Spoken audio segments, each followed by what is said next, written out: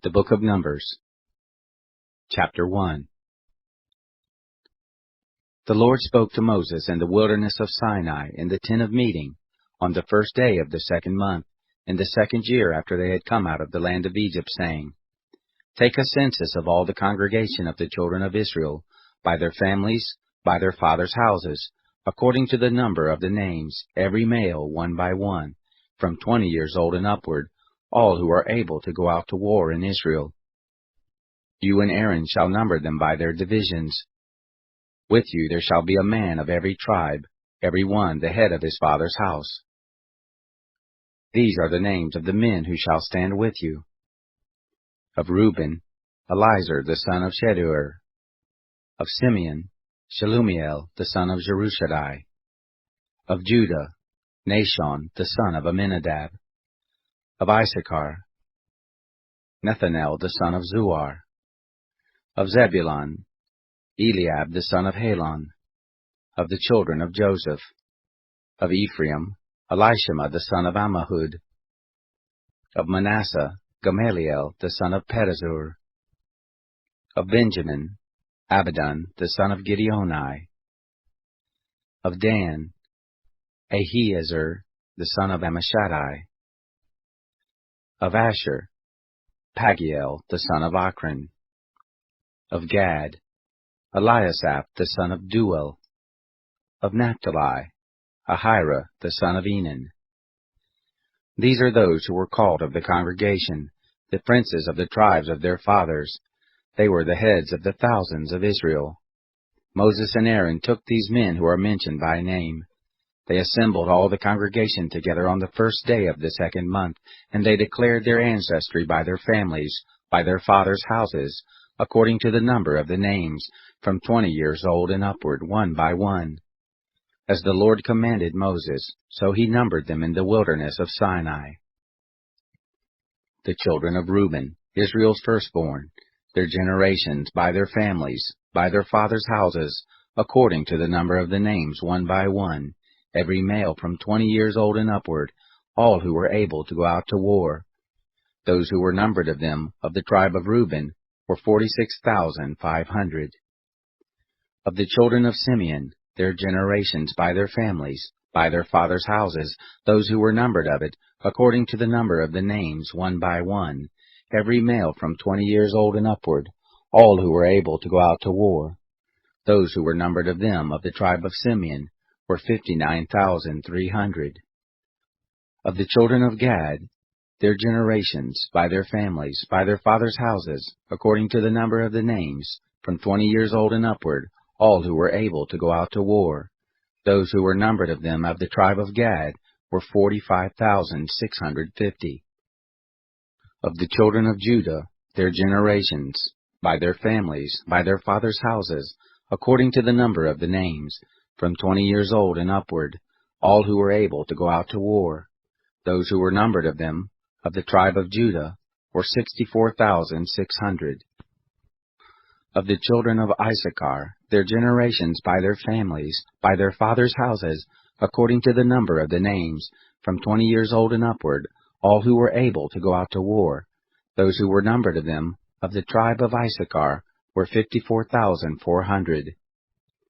Of the children of Zebulun, their generations, by their families, by their fathers' houses, according to the number of the names, from 20 years old and upward, all who were able to go out to war. Those who were numbered of them, of the tribe of Zebulun, were 57,400. Of the children of Joseph, of the children of Ephraim, their generations, by their families, by their fathers' houses, according to the number of the names, from 20 years old and upward, all who were able to go out to war. Those who were numbered of them, of the tribe of Ephraim, were 40,500. Of the children of Manasseh, their generations, by their families, by their fathers' houses, according to the number of the names, from 20 years old and upward, all who were able to go out to war. Those who were numbered of them, of the tribe of Manasseh, were 32,200. Of the children of Benjamin, their generations, by their families, by their fathers' houses, according to the number of the names, from 20 years old and upward, all who were able to go out to war. Those who were numbered of them, of the tribe of Benjamin, were 35,400. Of the children of Dan, their generations, by their families, by their fathers' houses, according to the number of the names, from 20 years old and upward, all who were able to go forth to war, those who were numbered of them of the tribe of Dan, were 62,700. Of the children of Asher, their generations, by their families, by their fathers' houses, according to the number of the names, from 20 years old and upward, all who were able to go forth to war, those who were numbered of them of the tribe of Asher, were 41,500.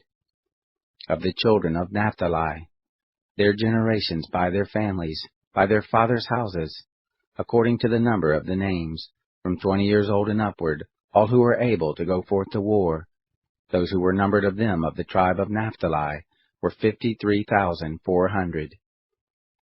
These are those who were numbered, whom Moses and Aaron numbered, and the princes of Israel, being 12 men, they were each one for his father's house. So all those who were numbered of the children of Israel by their fathers' houses, from 20 years old and upward, all who were able to go out to war in Israel, even all those who were numbered, were 603,550.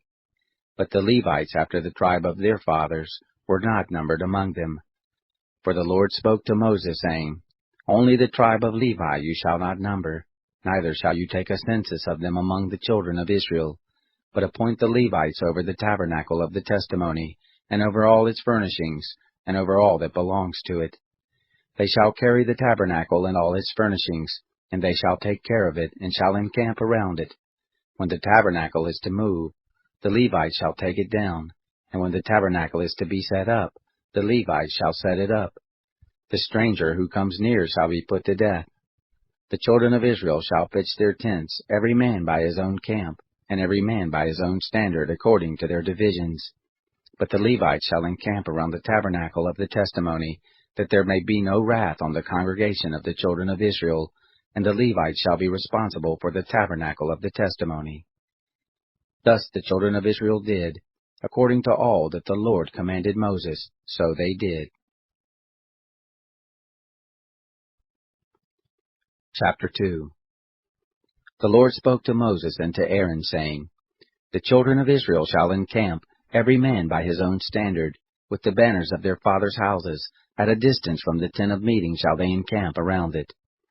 Those who encamp on the east side toward the sunrise shall be of the standard of the camp of Judah, according to their divisions, and the prince of the children of Judah shall be Nahshon the son of Amminadab. His division, and those who were numbered of them, were 74,600. Those who encamp next to him shall be the tribe of Issachar, and the prince of the children of Issachar shall be Nethanel the son of Zuar. His division, and those who were numbered of it, were 54,400. The tribe of Zebulun, and the prince of the children of Zebulun shall be Eliab the son of Helon. His division, and those who were numbered of it, were 57,400. All who were numbered of the camp of Judah were 186,400, according to their divisions. They shall set out first. On the south side shall be the standard of the camp of Reuben, according to their divisions. The prince of the children of Reuben shall be Elizur, the son of Sheduer. His division, and those who were numbered of it, were 46,500. Those who encamp next to him shall be the tribe of Simeon. The prince of the children of Simeon shall be Shelumiel, the son of Zerusadai. His division, and those who were numbered of them, were 59,300. The tribe of Gad, and the prince of the children of Gad shall be Eliasaph, the son of Ruel. His division, and those who were numbered of them, were 45,650. All those who were numbered of the camp of Reuben were 151,450, according to their host. They shall set out second. Then the tent of meeting shall set out, with the camp of the Levites in the midst of the camps. As they encamp, so shall they set out, every man in his place by their standards. On the west side shall be the standard of the camp of Ephraim according to their divisions, and the prince of the children of Ephraim shall be Elishama, the son of Ammihud. His division, and those who were numbered of them, were 40,500. Next to him shall be the tribe of Manasseh, and the prince of the children of Manasseh shall be Gamaliel, the son of Pedazur. His division and those who were numbered of them were 32,200.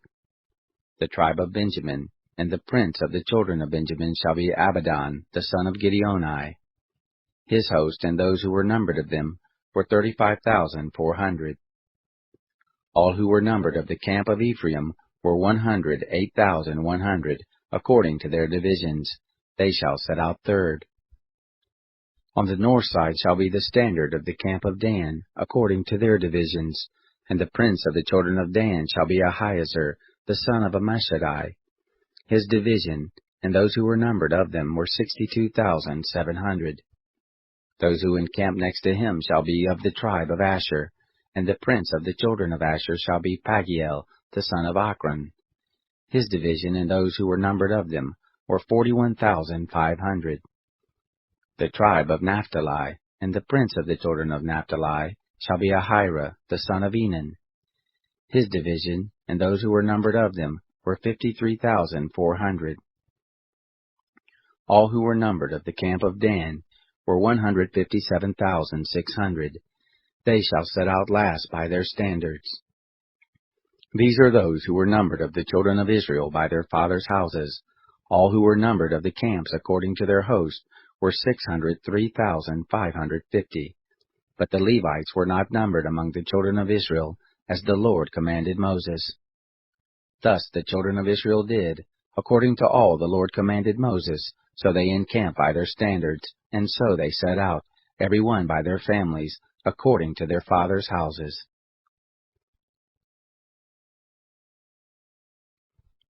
Chapter 3. Now this is the history of the generations of Aaron and Moses, in the day that the Lord spoke with Moses in Mount Sinai. These are the names of the sons of Aaron: Nadab the firstborn, and Abihu, Eleazar and Ithamar. These are the names of the sons of Aaron, the priests who were anointed, whom he consecrated to minister in the priest office. Nadab and Abihu died before the Lord, when they offered strange fire before the Lord in the wilderness of Sinai, and they had no children. Eleazar and Ithamar ministered in the priest office in the presence of Aaron their father. The Lord spoke to Moses, saying, Bring the tribe of Levi near, and set them before Aaron the priest, that they may minister to him.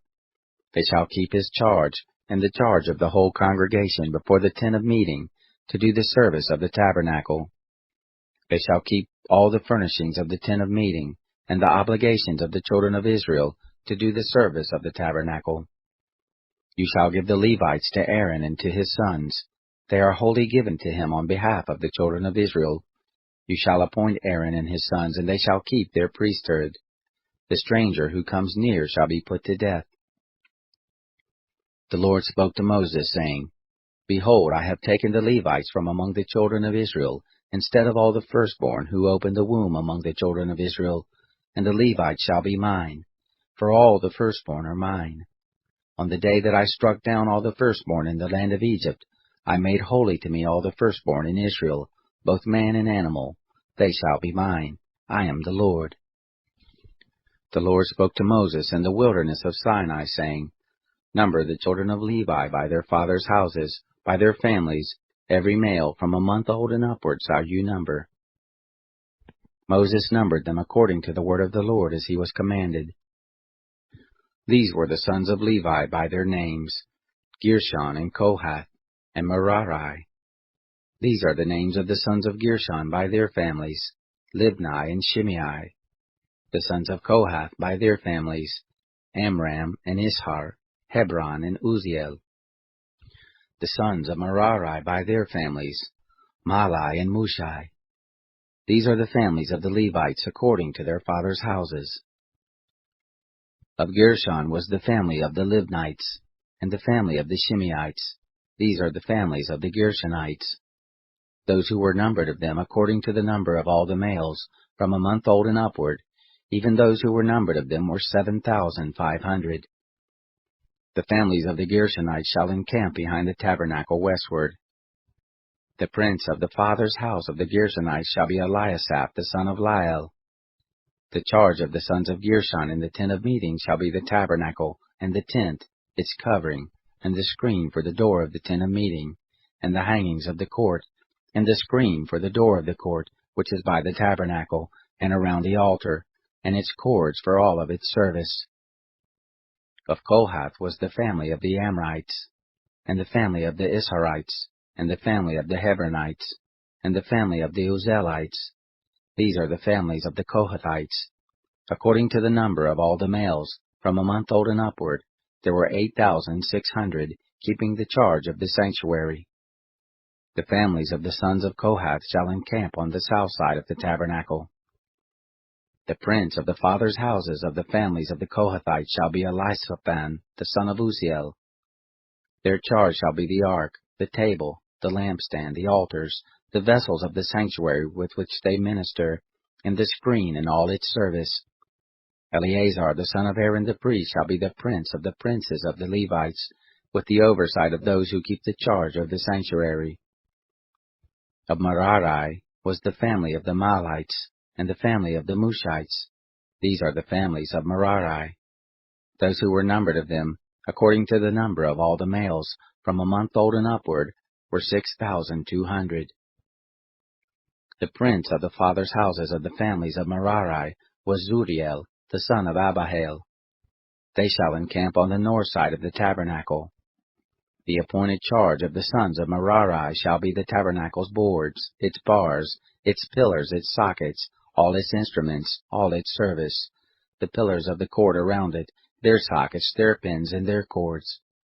Those who encamp before the tabernacle eastward, in front of the tent of meeting toward the sunrise, shall be Moses and Aaron and his sons, keeping the charge of the sanctuary, for the charge of the children of Israel. The stranger who comes near shall be put to death. All who were numbered of the Levites, whom Moses and Aaron numbered at the commandment of the Lord by their families, all the males from a month old and upward, were 22,000. The Lord said to Moses, Number all the firstborn males of the children of Israel from a month old and upward, and take the number of their names. You shall take the Levites for me, I am the Lord, instead of all the firstborn among the children of Israel, and the cattle of the Levites instead of all the firstborn among the cattle of the children of Israel.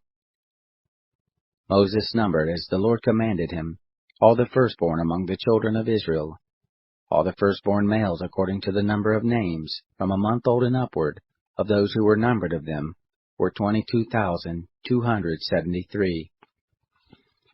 The Lord spoke to Moses, saying, Take the Levites instead of all the firstborn among the children of Israel, and the cattle of the Levites instead of their cattle, and the Levites shall be mine. I am the Lord. For the redemption of the 273 of the firstborn of the children of Israel, who exceed the number of the Levites, you shall take 5 shekels apiece for each one. After the shekel of the sanctuary, you shall take them. The shekel is 20 gerahs. And you shall give the money, with which the remainder of them is redeemed, to Aaron and to his sons. Moses took the redemption money from those who exceeded the number of those who were redeemed by the Levites. From the firstborn of the children of Israel he took the money, 1,365 shekels, after the shekel of the sanctuary. And Moses gave the redemption money to Aaron and to his sons, according to the word of the Lord, as the Lord commanded Moses.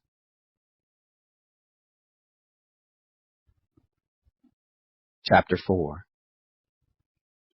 The Lord spoke to Moses and to Aaron, saying, Take a census of the sons of Kohath, from among the sons of Levi, by their families, by their fathers' houses, from 30 years old and upward, even until 50 years old, all who enter into the service, to do the work in the tent of meeting. This is the service of the sons of Kohath in the tent of meeting, the most holy things. When the camp moves forward, Aaron shall go in, and his sons, and they shall take down the veil of the screen, and cover the ark of the testimony with it, and shall put a covering of sealskin on it, and shall spread over it a cloth of all blue, and shall put in its poles. On the table of the showbread they shall spread a blue cloth, and put on it the dishes, the spoons, the bowls, and the cups with which to pour out, and the continual bread shall be on it. They shall spread on them a scarlet cloth, and cover the same with a covering of sealskin, and shall put in its poles. They shall take a blue cloth, and cover the lampstand of the light, and its lamps, and its snuffers, and its snuff dishes, and all its oil vessels, with which they minister to it. They shall put it and all its vessels with a covering of sealskin, and shall put it on the frame. On the golden altar they shall spread a blue cloth, and cover it with a covering of sealskin, and shall put in its poles. They shall take all the vessels of ministry, with which they minister in the sanctuary, and put them in a blue cloth, and cover them with a covering of sealskin, and shall put them on the frame. They shall take away the ashes from the altar, and spread a purple cloth on it. They shall put on it all its vessels, with which they minister about it, the fire pans, the flesh hooks, the shovels and the basins, all the vessels of the altar, and they shall spread on it a covering of sealskin, and put in its poles. When Aaron and his sons have finished covering the sanctuary, and all the furniture of the sanctuary, as the camp moves forward, after that the sons of Kohath shall come to carry it, but they shall not touch the sanctuary, lest they die. These things are the burden of the sons of Kohath in the tent of meeting. The charge of Eleazar the son of Aaron the priest shall be for the oil of the light, the sweet incense, the continual meal offering, and the anointing oil, the charge of all the tabernacle, and of all that is in it, the sanctuary and its furnishings. The Lord spoke to Moses and to Aaron, saying, Don't cut off the tribe of the families of the Kohathites from among the Levites, but do this to them, that they may live and not die when they approach the most holy things. Aaron and his sons shall go in, and appoint them every one to his service and his burden, but they shall not go in to see the sanctuary even for a moment, lest they die. The Lord spoke to Moses, saying, Take a census of the sons of Gershon also, by their fathers' houses, by their families. From 30 years old and upward until 50 years old shall you number them, all who enter in to wait on the service, to do the work in the tent of meeting. This is the service of the families of the Gershonites, in serving and in bearing burdens. They shall carry the curtains of the tabernacle, and the tent of meeting, its covering, and the covering of sealskin that is above on it, and the screen for the door of the tent of meeting, and the hangings of the court, and the screen for the door of the gate of the court, which is by the tabernacle and around the altar, and their cords, and all the instruments of their service, and whatever shall be done with them. Therein shall they serve. At the commandment of Aaron and his sons shall be all the service of the sons of the Gershonites, and all their burden, and in all their service, and you shall appoint to them in charge all their burden. This is the service of the families of the sons of the Gershonites in the tent of meeting, and their charge shall be under the hand of Ithamar, the son of Aaron the priest. As for the sons of Merari, you shall number them by their families, by their fathers' houses. From 30 years old and upward, even to 50 years old, shall you number them, every one who enters on the service to do the work of the tent of meeting. This is the charge of their burden, according to all their service in the tent of meeting. The tabernacle's boards, its bars, its pillars, its sockets, and the pillars of the court around it, and their sockets, and their pins and their cords, with all their instruments, and with all their service. And by name shall you appoint the instruments of the charge of their burden. This is the service of the families of the sons of Merari, according to all their service, in the tent of meeting, under the hand of Ithamar the son of Aaron the priest. Moses and Aaron and the princes of the congregation numbered the sons of the Kohathites by their families and by their fathers' houses, from 30 years old and upward, even to 50 years old, every one who entered into the service, for work in the tent of meeting. Those who were numbered of them by their families were 2,750. These are those who were numbered of the families of the Kohathites, all who served in the tent of meeting, whom Moses and Aaron numbered, according to the commandment of the Lord by Moses. Those who were numbered of the sons of Gershon, their families and by their fathers' houses, from 30 years old and upward, even to 50 years old, every one who entered into the service, for the work in the tent of meeting, even those who were numbered of them, by their families, by their fathers' houses, were 2,630. These are those who were numbered of the families of the son of Gershon, all who served in the tent of meeting, whom Moses and Aaron numbered according to the commandment of the Lord. Those who were numbered of the families of the sons of Merari, by their families, by their fathers' houses, from 30 years old and upward, even to 50 years old, every one who entered into the service, for the work in the tent of meeting, even those who were numbered of them by their families, were 3,200. These are those who were numbered of the families of the sons of Merari, whom Moses and Aaron numbered according to the commandment of the Lord by Moses. All those who were numbered of the Levites, whom Moses and Aaron and the princes of Israel numbered by their families and by their fathers' houses, from 30 years old and upward even to 50 years old, every one who entered in to do the work of service and the work of bearing burdens in the tent of meeting, even those who were numbered of them were 8,580. According to the commandment of the Lord they were numbered by Moses, every one according to his service and according to his burden. Thus were they numbered by him, as the Lord commanded Moses.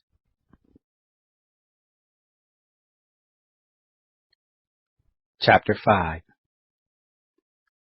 The Lord spoke to Moses, saying, Command the children of Israel that they put out of the camp every leper, and every one who has an issue, and whoever is unclean by the dead. Both male and female shall you put out. Outside of the camp you shall put them, that they not defile their camp, in the midst of which I dwell. The children of Israel did so, and put them outside of the camp, as the Lord spoke to Moses, so did the children of Israel. The Lord spoke to Moses, saying, Speak to the children of Israel, when a man or a woman commits any sin that men commit, so as to trespass against the Lord, and that soul is guilty, then he shall confess his sin which he has done, and he shall make restitution for his guilt in full, and add to it the 5th part of it, and give it to him in respect of whom he has been guilty. But if the man has no kinsman to whom restitution may be made for the guilt, the restitution for guilt which is made to the Lord shall be the priest, besides the ram of the atonement, by which atonement shall be made for him. Every heave offering of all the holy things of the children of Israel, which they present to the priest, shall be his. Every man's holy thing shall be his. Whatever any man gives the priest, it shall be his. The Lord spoke to Moses, saying, Speak to the children of Israel, and tell them, If any man's wife goes astray and is unfaithful to him, and a man lies with her carnally, and it is hidden from the eyes of her husband, and is kept secret, and she is defiled, and there is no witness against her, and she isn't caught in the act, and the spirit of jealousy comes on him, and he is jealous of his wife, and she is defiled, or if the spirit of jealousy comes on him, and he is jealous of his wife, and she isn't defiled, then the man shall bring his wife to the priest, and shall bring her offering for her, the 10th part of an ephah of barley meal. He shall pour no oil on it, nor put frankincense on it, for it is a meal offering of jealousy, a meal offering of memorial, bringing iniquity to memory. The priest shall bring her near, and set her before the Lord. And the priest shall take holy water in an earthen vessel, and of the dust that is on the floor of the tabernacle the priest shall take, and put it into the water. The priest shall set the woman before the Lord, and let the hair of the woman's head go loose, and put the meal offering of memorial in her hands, which is the meal offering of jealousy. The priest shall have in his hand the water of bitterness that brings a curse. The priest shall cause her to swear, and shall tell the woman, If no man has lain with you, and if you haven't gone aside to uncleanness, being under your husband, be free from this water of bitterness that brings a curse. But if you have gone astray, being under your husband, and if you are defiled, and some man has lain with you besides your husband, then the priest shall cause the woman to swear with the oath of cursing, and the priest shall tell the woman, The Lord make you a curse and an oath among your people, when the Lord allows your thigh to fall away, and your body to swell. And this water that brings a curse will go into your bowels, and make your body swell and your thigh fall away. The woman shall say, Amen, Amen. The priest shall write these curses in a book, and he shall blot them out into the water of bitterness. He shall make the woman drink the water of bitterness that causes the curse, and the water that causes the curse shall enter into her and become bitter. The priest shall take the meal offering of jealousy out of the woman's hand, and shall wave the meal offering before the Lord and bring it to the altar. The priest shall take a handful of the meal offering, as the memorial of it, and burn it on the altar, and afterward shall make the woman drink the water. When he has made her drink the water, then it shall happen, if she is defiled, and has committed a trespass against her husband, that the water that causes the curse will enter into her, and become bitter, and her body will swell, and her thigh will fall away, and the woman will be a curse among her people. If the woman isn't defiled but is clean, then she shall be free, and shall conceive a child. This is the law of jealousy, when a wife, being under her husband, goes astray and is defiled, or when the spirit of jealousy comes on a man, and he is jealous of his wife. Then he shall set the woman before the Lord, and the priest shall execute on her all this law. The man shall be free from iniquity, and that woman shall bear her iniquity. Chapter 6. The Lord spoke to Moses, saying, Speak to the children of Israel, and tell them, when either man or woman shall make a special vow, the vow of a Nazirite, to separate himself to the Lord, he shall separate himself from wine and strong drink. He shall drink no vinegar of wine, or vinegar of fermented drink, neither shall he drink any juice of grapes, nor eat fresh grapes or dried. All the days of his separation he shall eat nothing that is made of the grapevine, from the seeds even to the skins. All the days of his vow of separation there shall no razor come on his head, until the days are fulfilled, in which he separates himself to the Lord. He shall be holy. He shall let the locks of the hair of his head grow long. All the days that he separates himself to the Lord he shall not go near a dead body. He shall not make himself unclean for his father, or for his mother, for his brother, or for his sister when they die, because his separation to God is on his head. All the days of his separation he is holy to the Lord. If a man dies very suddenly beside him, and he defiles the head of his separation, then he shall shave his head in the day of his cleansing. On the 7th day he shall shave it. On the 8th day he shall bring 2 turtle doves or 2 young pigeons to the priest, to the door of the tent of meeting. The priest shall offer one for a sin offering, and the other for a burnt offering, and make atonement for him, because he sinned by reason of the dead, and shall make his head holy that same day. He shall separate to the Lord the days of his separation, and shall bring a male lamb a year old for a trespass offering, but the former days shall be void, because his separation was defiled. This is the law of the Nazirite, when the days of his separation are fulfilled. He shall be brought to the door of the tent of meeting, and he shall offer his offering to the Lord, 1 male lamb a year old without blemish for a burnt offering, and 1 ewe lamb a year old without blemish for a sin offering, and 1 ram without blemish for a peace offering. And a basket of unleavened bread, cakes of fine flour mixed with oil, and unleavened wafers anointed with oil, and their meal offering and their drink offerings. The priest shall present them before the Lord, and shall offer his sin offering and his burnt offering. He shall offer the ram for a sacrifice of peace offerings to the Lord, with the basket of unleavened bread. The priest shall also offer its meal offering and its drink offering. The Nazirite shall shave the head of his separation at the door of the tent of meeting, and shall take the hair of the head of his separation, and put it on the fire which is under the sacrifice of peace offerings. The priest shall take the boiled shoulder of the ram, and 1 unleavened cake out of the basket, and 1 unleavened wafer, and shall put them on the hands of the Nazirite, after he has shaved the head of his separation. And the priest shall wave them for a wave offering before the Lord. This is holy for the priest, together with the breast that is waved and the thigh that is offered. After that, the Nazirite may drink wine. This is the law of the Nazirite who vows, and of his offering to the Lord for his separation, besides that which he is able to get. According to his vow which he vows, so he must do after the law of his separation. The Lord spoke to Moses, saying, Speak to Aaron and to his sons, saying, This is how you shall bless the children of Israel. You shall tell them, The Lord bless you and keep you. The Lord make his face to shine on you and be gracious to you. The Lord lift up his face toward you and give you peace. So they shall put my name on the children of Israel, and I will bless them. Chapter 7.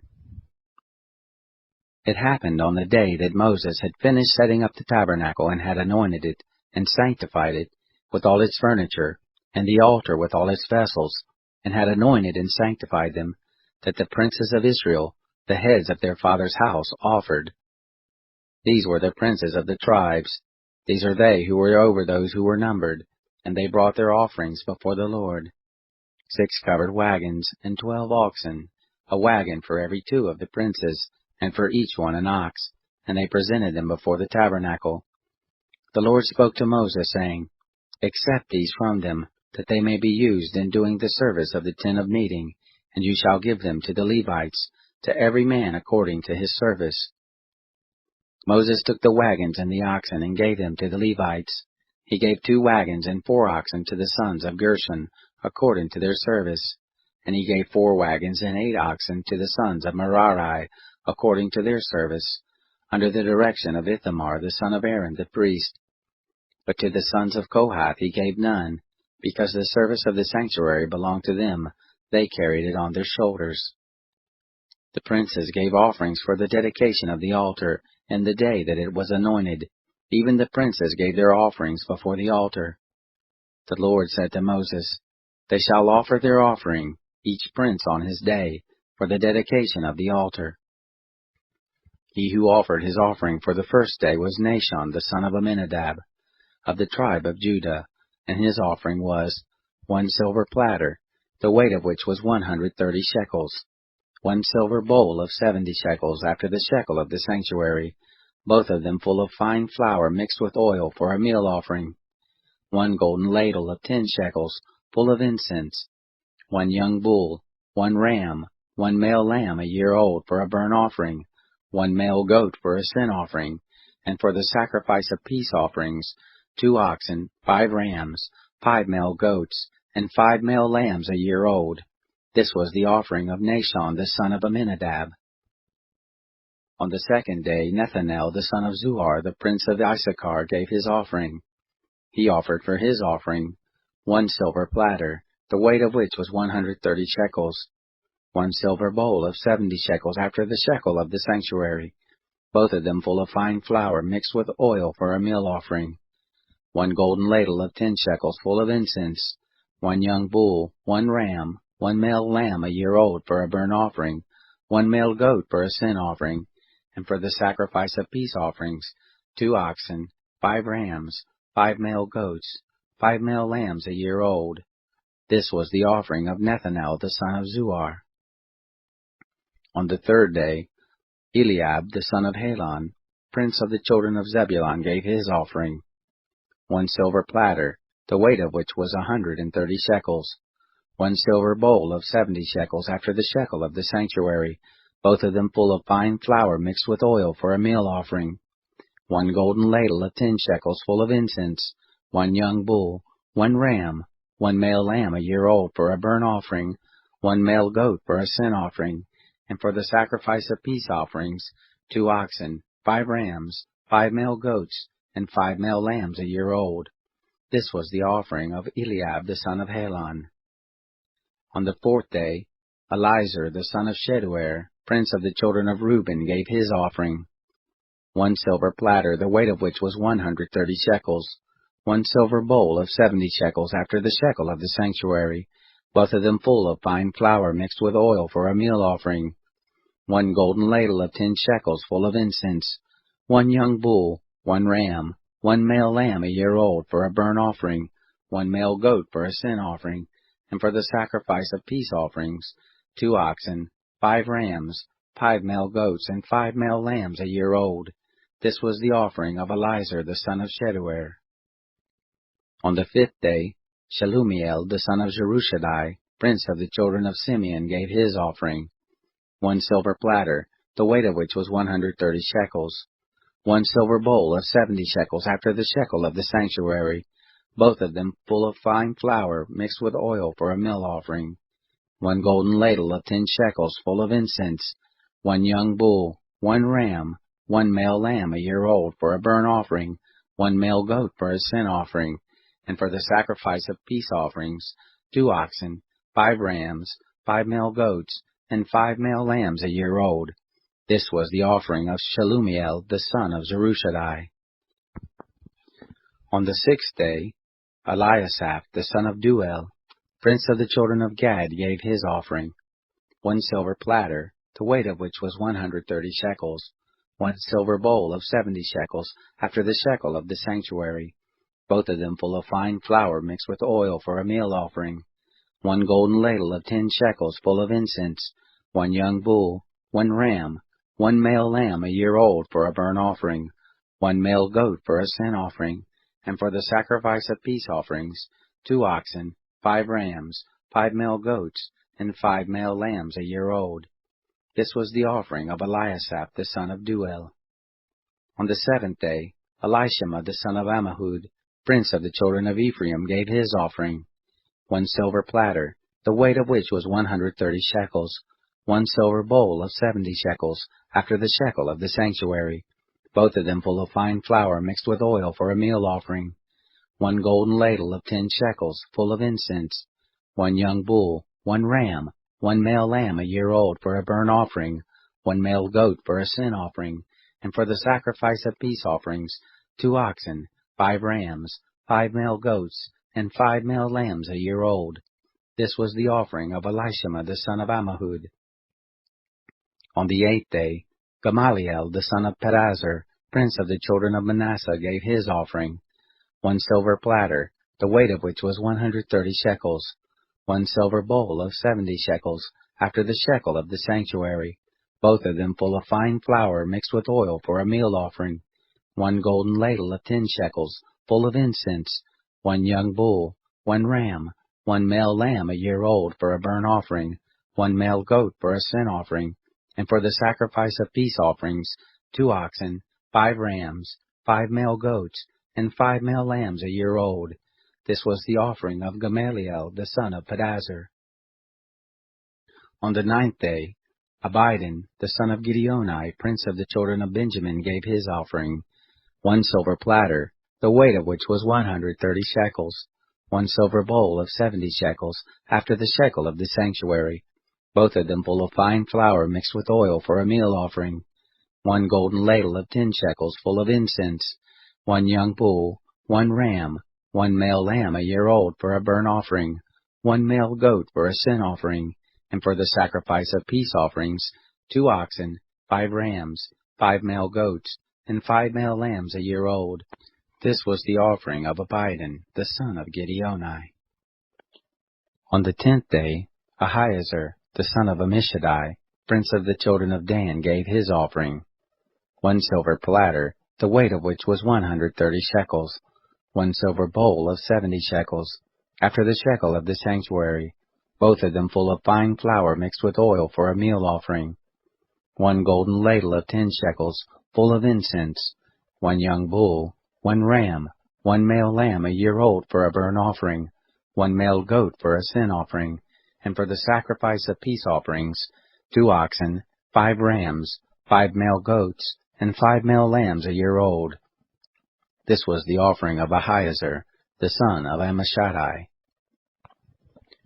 On the 11th day, Pagiel the son of Ochran, prince of the children of Asher, gave his offering, 1 silver platter, the weight of which was 130 shekels, 1 silver bowl of 70 shekels, after the shekel of the sanctuary, both of them full of fine flour mixed with oil for a meal offering, 1 golden ladle of 10 shekels full of incense, 1 young bull, 1 ram, 1 male lamb a year old for a burnt offering, 1 male goat for a sin offering, and for the sacrifice of peace offerings, 2 oxen, 5 rams, 5 male goats, and 5 male lambs a year old. This was the offering of Pagiel the son of Ochran. On the 12th day, Ahira the son of Enan, the prince of the children of Naphtali, gave his offering, 1 silver platter, the weight of which was 130 shekels, 1 silver bowl of 70 shekels, after the shekel of the sanctuary, both of them full of fine flour mixed with oil for a meal offering, 1 golden spoon of 10 shekels full of incense, 1 young bull, 1 ram, 1 male lamb a year old for a burnt offering, 1 male goat for a sin offering, and for the sacrifice of peace offerings, 2 oxen, 5 rams, 5 male goats, and 5 male lambs a year old. This was the offering of Ahira the son of Enan. This was the dedication of the altar, on the day when it was anointed, by the princes of Israel, 12 silver platters, 12 silver bowls, 12 golden ladles, each silver platter weighing 130 shekels, and each bowl 70. all the silver of the vessels, 2,400 shekels, after the shekel of the sanctuary. The 12 golden ladles full of incense, weighing 10 shekels apiece, after the shekel of the sanctuary. All the gold of the ladles weighed 120 shekels. All the oxen for the burnt offering, 12 bulls, the rams 12, the male lambs a year old 12, and their meal offering, and the male goats for a sin offering 12. And all the oxen for the sacrifice of peace offerings, 24 bulls, the rams 60, the male goats 60, the male lambs a year old 60. This was the dedication of the altar after it was anointed. When Moses went into the tent of meeting to speak with the Lord, he heard his voice speaking to him from above the mercy seat that was on the ark of the testimony, from between the 2 cherubim, and he spoke to him.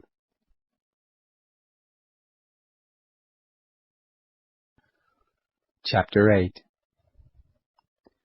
The Lord spoke to Moses, saying, Speak to Aaron and tell him, When you light the lamps, the 7 lamps shall give light in front of the lampstand.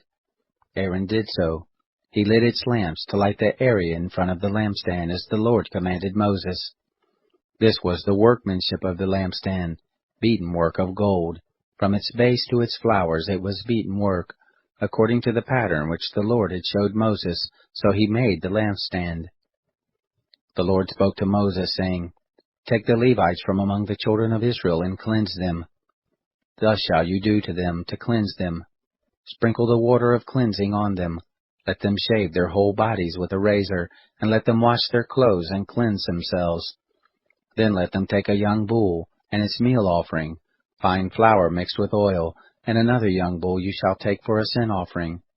You shall present the Levites before the tent of meeting. You shall assemble the whole congregation of the children of Israel. You shall present the Levites before the Lord. The children of Israel shall lay their hands on the Levites, and Aaron shall offer the Levites before the Lord for a wave offering, on behalf of the children of Israel, that it may be theirs to do the service of the Lord. The Levites shall lay their hands on the heads of the bulls, and you shall offer the one for a sin offering, and the other for a burnt offering to the Lord, to make atonement for the Levites. You shall set the Levites before Aaron and before his sons, and offer them as a wave offering to the Lord. Thus you shall separate the Levites from among the children of Israel, and the Levites shall be mine. After that, the Levites shall go in to do the service of the tent of meeting, and you shall cleanse them, and offer them as a wave offering. For they are wholly given to me from among the children of Israel, instead of all who opened the womb, even the firstborn of all the children of Israel. I have taken them to me. For all the firstborn among the children of Israel are mine, both man and animal. On the day that I struck all the firstborn in the land of Egypt, I sanctified them for myself. I have taken the Levites instead of all the firstborn among the children of Israel.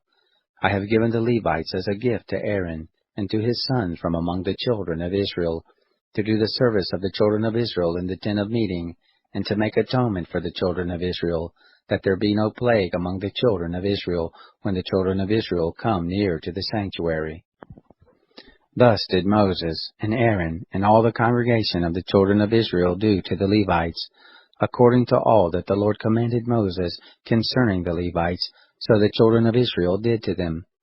The Levites purified themselves from sin, and they washed their clothes, and Aaron offered them for a wave offering before the Lord, and Aaron made atonement for them to cleanse them. After that, the Levites went in to do their service in the tent of meeting before Aaron and before his sons, as the Lord had commanded Moses concerning the Levites, so they did to them. The Lord spoke to Moses, saying, This is that which belongs to the Levites. From 25 years old and upward they shall go in to wait on the service and the work of the tent of meeting. And from the age of 50 years they shall cease waiting on the work, and shall serve no more, but shall minister with their brothers in the tent of meeting, to keep the charge, and shall do no service. Thus shall you do to the Levites concerning their duties. Chapter 9. The Lord spoke to Moses in the wilderness of Sinai, in the first month of the 2nd year after they had come out of the land of Egypt, saying, Moreover, let the children of Israel keep the Passover in its appointed season. On the 14th day of this month at evening you shall keep it in its appointed season, according to all its statutes, and according to all its ordinances you shall keep it. Moses spoke to the children of Israel that they should keep the Passover. They kept the Passover in the first month, on the 14th day of the month, at the evening, in the wilderness of Sinai, according to all that the Lord commanded Moses, so the children of Israel did. There were certain men who were unclean because of the dead body of a man, so that they could not keep the Passover on that day, and they came before Moses and before Aaron on that day. Those men said to him, We are unclean because of the dead body of a man. Why are we kept back that we may not offer the offering of the Lord in its appointed season among the children of Israel? Moses answered them, Wait, that I may hear what the Lord will command concerning you. The Lord spoke to Moses, saying, Say to the children of Israel, If any man of you or of your generations is unclean by reason of a dead body, or is on a journey far away, he shall still keep the Passover to the Lord. In the second month, on the 14th day at evening, they shall keep it. They shall eat it with unleavened bread and bitter herbs. They shall leave none of it until the morning, nor break a bone of it. According to all the statute of the Passover they shall keep it. But the man who is clean, and is not on a journey, and fails to keep the Passover, that soul shall be cut off from his people, because he didn't offer the offering of the Lord in its appointed season. That man shall bear his sin. If a foreigner lives among you, and desires to keep the Passover to the Lord, according to the statute of the Passover and according to its ordinance, so shall he do. You shall have one statute, both for the foreigner and for him who is born in the land. On the day that the tabernacle was raised up, the cloud covered the tabernacle, even the tent of the testimony, and at evening it was over the tabernacle as it were the appearance of fire until morning. So it was continually. The cloud covered it, and the appearance of fire by night. Whenever the cloud was taken up from over the tent, then after that the children of Israel traveled, and in the place where the cloud remained, there the children of Israel encamped.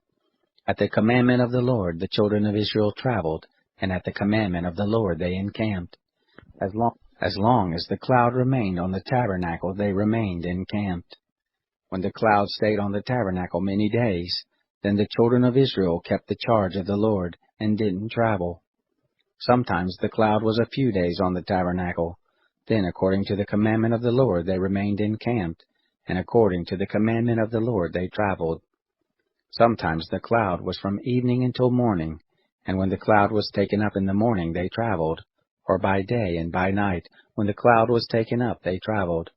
Whether it was 2 days, or a month, or a year that the cloud stayed on the tabernacle, remaining on it, the children of Israel remained encamped and didn't travel. But when it was taken up, they traveled. At the commandment of the Lord they encamped, and at the commandment of the Lord they traveled. They kept the charge of the Lord, at the commandment of the Lord by Moses. Chapter 10. The Lord spoke to Moses, saying, Make 2 trumpets of silver, of beaten work shall you make them, and you shall use them for the calling of the congregation, and for the journeying of the camps. When they shall blow them, all the congregation shall gather themselves to you at the door of the tent of meeting. If they blow but one, then the princes, the heads of the thousands of Israel, shall gather themselves to you. When you blow an alarm, the camps that lie on the east side shall take their journey. When you blow an alarm the second time, the camps that lie on the south side shall take their journey. They shall blow an alarm for their journeys. But when the assembly is to be gathered together, you shall blow, but you shall not sound an alarm. The sons of Aaron, the priests, shall blow the trumpets, and this shall be to you for a statute forever throughout your generations. When you go to war in your land against the adversary who oppresses you, then you shall sound an alarm with the trumpets, and you shall be remembered before the Lord your God, and you shall be saved from your enemies. Also in the day of your gladness, and in your set feast, and in the beginnings of your months, you shall blow the trumpets over your burnt offerings, and over the sacrifices of your peace offerings, and they shall be to you for a memorial before your God. I am the Lord your God. It happened in the 2nd year, in the 2nd month, on the 20th day of the month, that the cloud was taken up from over the tent of the testimony, the children of Israel set forward according to their journeys out of the wilderness of Sinai, and the cloud abode in the wilderness of Paran.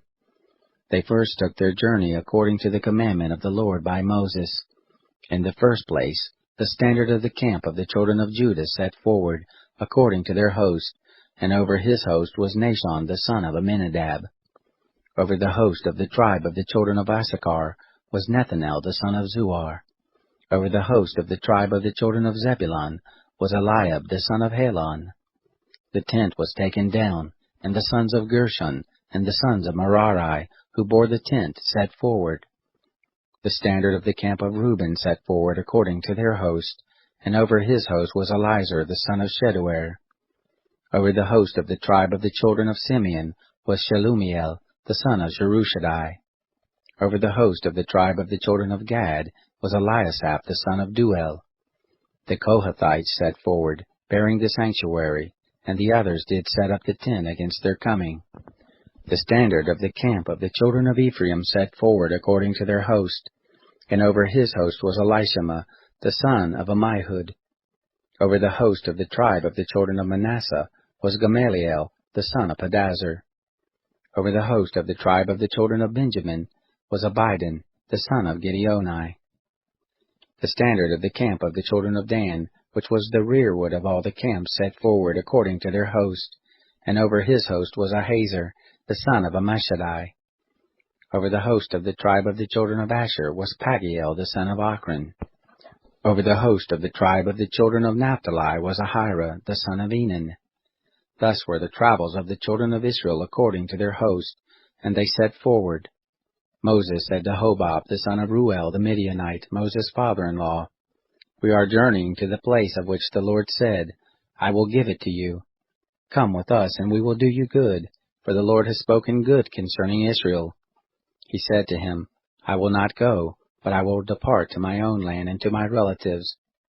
He said, "Don't leave us, please, because you know how we are to encamp in the wilderness, and you shall be to us instead of eyes. It shall be, if you go with us, yes, it shall be, that whatever good the Lord shall do to us, the same we will do to you." They set forward from the mount of the Lord 3 days' journey, and the ark of the covenant of the Lord went before them 3 days' journey, to seek out a resting place for them. The cloud of the Lord was over them by day when they set forward from the camp. It happened, when the ark set forward, that Moses said, "Rise up, O Lord, and let your enemies be scattered, and let those who hate you flee before you." When it rested, he said, "Return, O Lord, to the 10,000s of the thousands of Israel."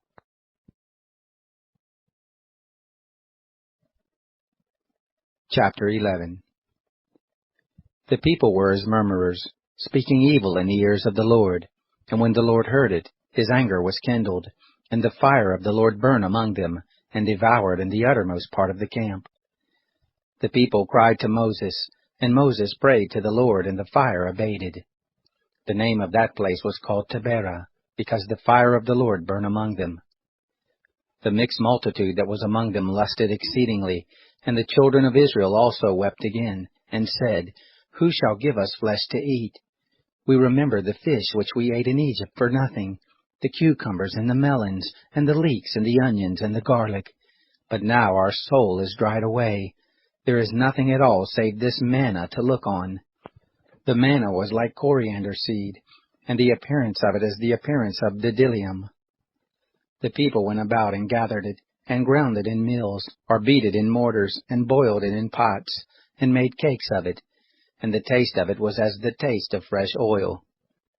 When the dew fell on the camp in the night, the manna fell on it. Moses heard the people weeping throughout their families, every man at the door of his tent, and the anger of the Lord was kindled greatly, and Moses was displeased. Moses said to the Lord, "Why have you dealt ill with your servant? And why haven't I found favor in your sight, that you lay the burden of all this people on me? Have I conceived all this people? Have I brought them forth that you should tell me, carry them in your bosom, as a nursing father carries the sucking child, to the land which you swore to their fathers? Where should I have flesh to give all this people? For they weep to me, saying, Give us flesh that we may eat. I am not able to bear all this people alone, because it is too heavy for me. If you deal thus with me, please kill me out of hand, if I have found favor in your sight, and let me not see my wretchedness." The Lord said to Moses, "Gather to me 70 men of the elders of Israel, whom you know to be elders of the people and officers over them, and bring them to the tent of meeting, that they may stand there with you. I will come down and talk with you there, and I will take of the Spirit which is on you, and will put it on them, and they shall bear the burden of the people with you, that you not bear it yourself alone. Say to the people, Sanctify yourselves against tomorrow, and you shall eat flesh, for you have wept in the ears of the Lord, saying, Who shall give us flesh to eat? For it was well with us in Egypt, therefore the Lord will give you flesh, and you shall eat. You shall not eat 1 day, nor 2 days, nor 5 days, neither 10 days, nor 20 days, but a whole month, until it comes out at your nostrils, and it becomes loathsome to you, because you have rejected the Lord who is among you, and have wept before him, saying, Why did we come forth out of Egypt? Moses said, The people, among whom I am, are 600,000 footmen. And you have said, I will give them flesh, that they may eat a whole month. Shall flocks and herds be slain for them to suffice them? Or shall all the fish of the sea be gathered together for them to suffice them? The Lord said to Moses, Has the Lord's hand grown short? Now you shall see whether my word shall happen to you or not. Moses went out and told the people the words of the Lord, and he gathered 70 men of the elders of the people, and set them round about the tent. The Lord came down in the cloud and spoke to him, and took of the Spirit that was on him, and put it on the 70 elders. And it happened that when the Spirit rested on them, they prophesied, but they did so no more. But there remained 2 men in the camp. The name of the one was Eldad, and the name of the other Medad, and the Spirit rested on them. And they were of those who were written, but had not gone out to the tent. And they prophesied in the camp. A young man ran and told Moses, and said, Eldad and Medad do prophesy in the camp. Joshua the son of Nun, the minister of Moses, one of his chosen men, answered, My lord Moses, forbid them. Moses said to him, Are you jealous for my sake? Would that all the Lord's people were prophets, that the Lord would put his Spirit on them. Moses got into the camp, he and the elders of Israel. There went forth a wind from the Lord, and brought quails from the sea, and let them fall by the camp, about a day's journey on this side, and a day's journey on the other side round about the camp, and about 2 cubits above the surface of the earth. The people rose up all that day and all that night, and all the next day, and gathered the quails. He who gathered least gathered 10 homers, and they spread them all abroad for themselves round about the camp. While the flesh was yet between their teeth, before it was chewed, the anger of the Lord was kindled against the people, and the Lord struck the people with a very great plague. The name of that place was called Kibroth Hattaavah, because there they buried the people who lusted. From Kibroth Hattaavah the people traveled to Hazeroth, and they abode at Hazeroth.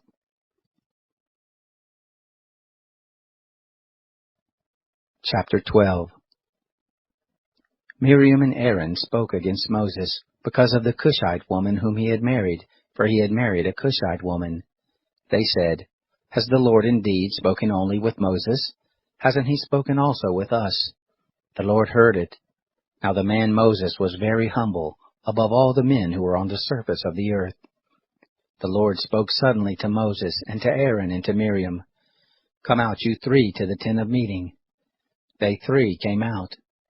The Lord came down in a pillar of cloud, and stood at the door of the tent, and called Aaron and Miriam, and they both came forth. He said, Hear now my words. If there be a prophet among you, I the Lord will make myself known to him in a vision. I will speak with him in a dream. My servant Moses is not so. He is faithful in all my house. With him will I speak mouth to mouth, even manifestly, and not in dark speeches. And the form of the Lord shall he see. Why then were you not afraid to speak against my servant, against Moses? The anger of the Lord was kindled against them, and he departed. The cloud removed from over the tent, and behold, Miriam was leprous, as white as snow. And Aaron looked at Miriam, and behold, she was leprous. Aaron said to Moses, O my Lord, please don't lay sin on us, for that we have done foolishly, and for that we have sinned. Let her not, I pray, be as one of the dead, of whom the flesh is half consumed when he comes out of his mother's womb. Moses cried to the Lord, saying, Heal her, Lord, I beseech you. The Lord said to Moses, If her father had but spit in her face, shouldn't she be ashamed 7 days? Let her be shut up outside of the camp 7 days, and after that she shall be brought in again. Miriam was shut up outside of the camp 7 days, and the people didn't travel until Miriam was brought in again. Afterward the people traveled from Hazeroth and encamped in the wilderness of Paran.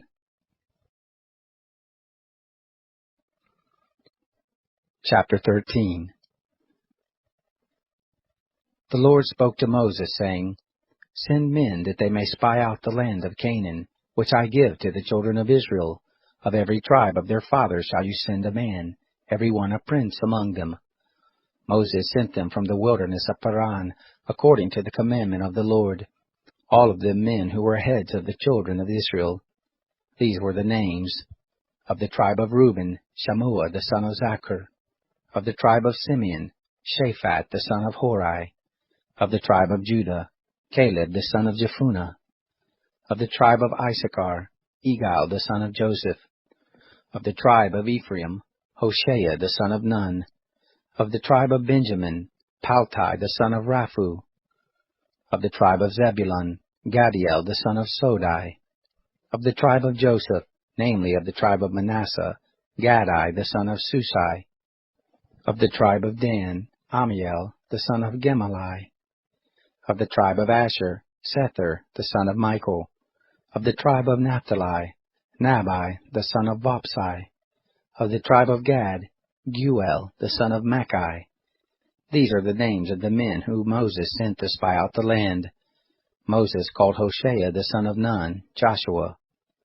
Moses sent them to spy out the land of Canaan, and said to them, Go up this way by the south, and go up into the hill country, and see the land what it is, and the people who dwell there, whether they are strong or weak, whether they are few or many, and what the land is that they dwell in, whether it is good or bad, and what cities there are that they dwell in, whether in camps or in strongholds, and what the land is, whether it is fat or lean, whether there is wood in it or not. Be of good courage, and bring of the first fruit of the land. Now the time was the time of the first ripe grapes. So they went up, and spied out the land from the wilderness of Zin to Rehob, to the entrance of Hamath. They went up by the south, and came to Hebron, and Ahaman, Sheshai, and Talmai. The children of Anak were there. Now Hebron was built 7 years before Zoan in Egypt. They came to the valley of Eshcol, and cut down from there a branch with one cluster of grapes, and they bore it on a staff between two. They brought also of the pomegranates and of the figs. The place was called the valley of Eshcol, because of the cluster which the children of Israel cut down from there. They returned from spying out the land at the end of 40 days. They went and came to Moses, and to Aaron, and to all the congregation of the children of Israel, to the wilderness of Paran, to Kadesh, and brought back word to them, and to all the congregation, and showed them the fruit of the land. They told him and said, We came to the land where you sent us, and surely it flows with milk and honey, and this is the fruit of it. However, the people who dwell in the land are strong, and the cities are fortified and very great. And moreover we saw the children of Anak there. Amalek dwells in the land of the south, and the Hittite, and the Jebusite, and the Amorite dwell in the hill country, and the Canaanite dwells by the sea, and along by the side of the Jordan. Caleb stilled the people before Moses, and said, Let us go up at once and possess it, for we are well able to overcome it. But the men who went up with him said, We aren't able to go up against the people, for they are stronger than we. They brought up an evil report of the land which they had spied out to the children of Israel, saying, The land, through which we have gone to spy it out, is a land that eats up the inhabitants of it, and all the people who we saw in it are men of great stature. There we saw the Nephilim, the sons of Anak, who come of the Nephilim, and we were in our own sight as grasshoppers, and so we were in their sight. Chapter 14. All the congregation lifted up their voice and cried, and the people wept that night. All the children of Israel murmured against Moses and against Aaron, and the whole congregation said to them, Would that we had died in the land of Egypt, or would that we had died in this wilderness. Why does the Lord bring us to this land to fall by the sword? Our wives and our little ones will be a prey. Wouldn't it be better for us to return to Egypt? They said one to another, Let's make a captain, and let us return to Egypt. Then Moses and Aaron fell on their faces before all the assembly of the congregation of the children of Israel. Joshua the son of Nun, and Caleb the son of Jephunneh, who were of those who spied out the land, tore their clothes. And they spoke to all the congregation of the children of Israel, saying, The land which we passed through to spy it out is an exceedingly good land. If the Lord delights in us, then he will bring us into this land and give it to us, a land which flows with milk and honey. Only don't rebel against the Lord, neither fear the people of the land, for they are bread for us. Their defense is removed from over them, and the Lord is with us. Don't fear them. But all the congregation bade stone them with stones. The glory of the Lord appeared in the tent of meeting to all the children of Israel. The Lord said to Moses, How long will this people despise me? And how long will they not believe in me for all the signs which I have worked among them? I will strike them with the pestilence and disinherit them, and will make of you a nation greater and mightier than they. Moses said to the Lord, Then the Egyptians will hear it, for you brought up this people in your might from among them, and they will tell it to the inhabitants of this land. They have heard that you, O Lord, are in the midst of this people. For you, Lord, are seen face to face, and your cloud stands over them, and you go before them in a pillar of cloud by day, and in a pillar of fire by night. Now if you shall kill this people as one man, then the nations which have heard of the fame of you will speak, saying, Because the Lord was not able to bring this people into the land which he swore to them, therefore he has slain them in the wilderness. Now please let the power of the Lord be great, according as you have spoken, saying, The Lord is slow to anger, and abundant in loving kindness, forgiving iniquity and disobedience, and that will by no means clear the guilty, visiting the iniquity of the fathers on the children, and on the third and on the fourth generation. Pardon, please, the iniquity of this people, according to the greatness of your loving kindness, and according as you have forgiven this people from Egypt even until now.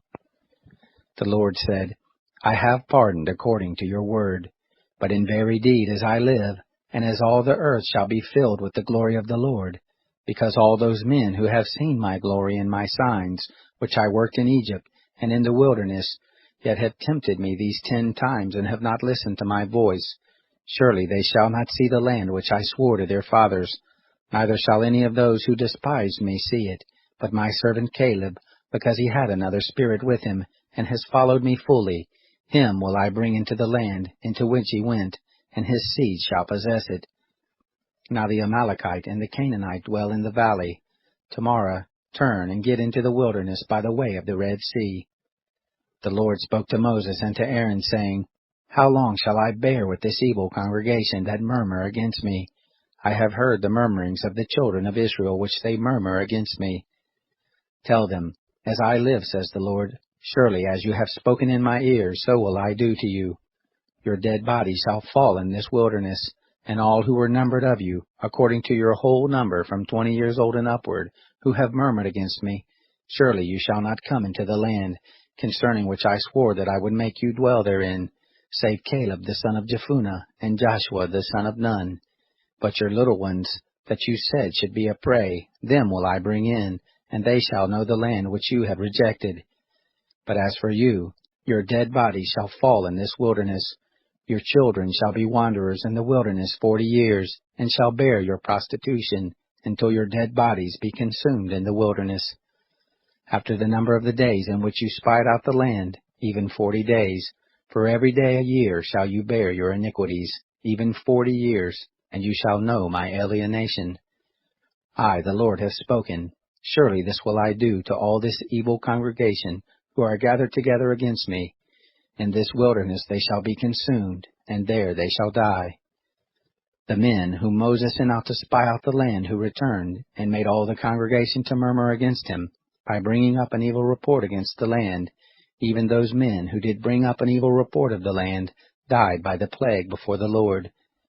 But Joshua the son of Nun and Caleb the son of Jephunneh remained alive of those men who went to spy out the land. Moses told these words to all the children of Israel, and the people mourned greatly. They rose up early in the morning, and got them up to the top of the mountain, saying, Behold, we are here, and will go up to the place which the Lord has promised us, for we have sinned. Moses said, Why now do you disobey the commandment of the Lord, seeing it shall not prosper? Don't go up, for the Lord isn't among you, that you not be struck down before your enemies.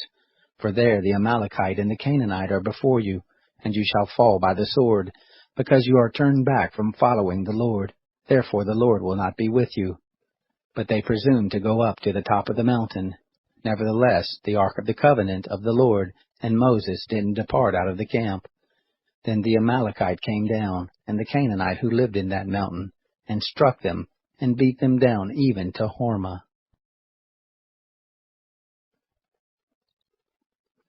Chapter 15. The Lord spoke to Moses, saying, Speak to the children of Israel, and tell them, When you are come into the land of your habitations which I give to you, and will make an offering by fire to the Lord, a burnt offering or a sacrifice, to accomplish a vow, or as a freewill offering, or in your set feast, to make a sweet savor to the Lord, of the herd or of the flock, then shall he who offers his offering offer to the Lord a meal offering of 1/10 part of an ephah of fine flour, mixed with 1/4 part of a hin of oil, and wine for the drink offering, 1/4 part of a hin, shall you prepare with the burnt offering, or for the sacrifice, for each lamb. Or for a ram, you shall prepare a meal offering, 2/10 parts of an ephah of fine flour, mixed with 1/3 part of a hin of oil.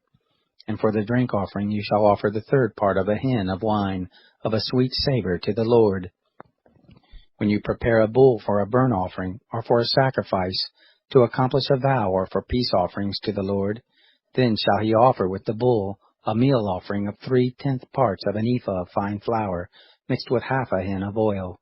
And you shall offer for the drink offering 1/2 a hin of wine, for an offering made by fire, of a sweet savor to the Lord. Thus shall it be done for each bull, or for each ram, or for each of the he-lambs or of the kids. According to the number that you shall prepare, so shall you do to everyone according to their number. All who are homeborn shall do these things after this manner, in offering an offering made by fire, of a sweet savor to the Lord. If a stranger lives as a foreigner with you, or whoever may be among you throughout your generations, and will offer an offering made by fire, of a sweet savor to the Lord as you do, so shall he do. For the assembly there shall be one statute for you, and for the stranger who lives as a foreigner with you, a statute forever throughout your generations. As you are, so shall the foreigner be before the Lord. One law and one ordinance shall be for you, and for the stranger who lives as a foreigner with you. The Lord spoke to Moses, saying, Speak to the children of Israel, and tell them, When you come into the land where I bring you, then it shall be that when you eat of the bread of the land, you shall offer up a heave offering to the Lord. Of the first of your dough you shall offer up a cake for a heave offering. As the heave offering of the threshing floor, so shall you heave it. Of the first of your dough you shall give to the Lord a heave offering throughout your generations. When you shall err, and not observe all these commandments which the Lord has spoken to Moses, even all that the Lord has commanded you by Moses, from the day that the Lord gave commandment and onward throughout your generations, then it shall be, if it be done unwittingly, without the knowledge of the congregation, that all the congregation shall offer one young bull for a burnt offering, for a sweet savor to the Lord, with the meal offering of it, and the drink offering of it, according to the ordinance, and one male goat for a sin offering. The priest shall make atonement for all the congregation of the children of Israel, and they shall be forgiven, for it was an error, and they have brought their offering, an offering made by fire to the Lord, and their sin offering before the Lord for their error. And all the congregation of the children of Israel shall be forgiven, and the stranger who lives as a foreigner among them, for in respect of all the people it was done unwittingly. If one person sin unwittingly, then he shall offer a female goat a year old for a sin offering. The priest shall make atonement for the soul who errs, when he sins unwittingly before the Lord, to make atonement for him, and he shall be forgiven. You shall have one law for him who does anything unwittingly, for him who is homeborn among the children of Israel, and for the stranger who lives as a foreigner among them. But the soul who does anything with a high hand, whether he is homeborn or a foreigner, the same blasphemes the Lord, and that soul shall be cut off from among his people, because he has despised the word of the Lord, and has broken his commandment. That soul shall be utterly cut off, his iniquity shall be on him. While the children of Israel were in the wilderness, they found a man gathering sticks on the Sabbath day. Those who found him gathering sticks brought him to Moses and Aaron, and to all the congregation. They put him in custody, because it had not been declared what should be done to him. The Lord said to Moses, "The man shall surely be put to death. All the congregation shall stone him with stones outside of the camp." All the congregation brought him outside of the camp, and stoned him to death with stones, as the Lord commanded Moses. The Lord spoke to Moses, saying, "Speak to the children of Israel, and tell them to make fringes in the borders of their garments throughout their generations, and that they put on the fringe of each border a cord of blue. And it shall be to you for a fringe, that you may look on it, and remember all the commandments of the Lord, and do them, and that you do not follow after your own heart and your own eyes, after which you used to play the prostitute, that you may remember and do all my commandments, and be holy to your God.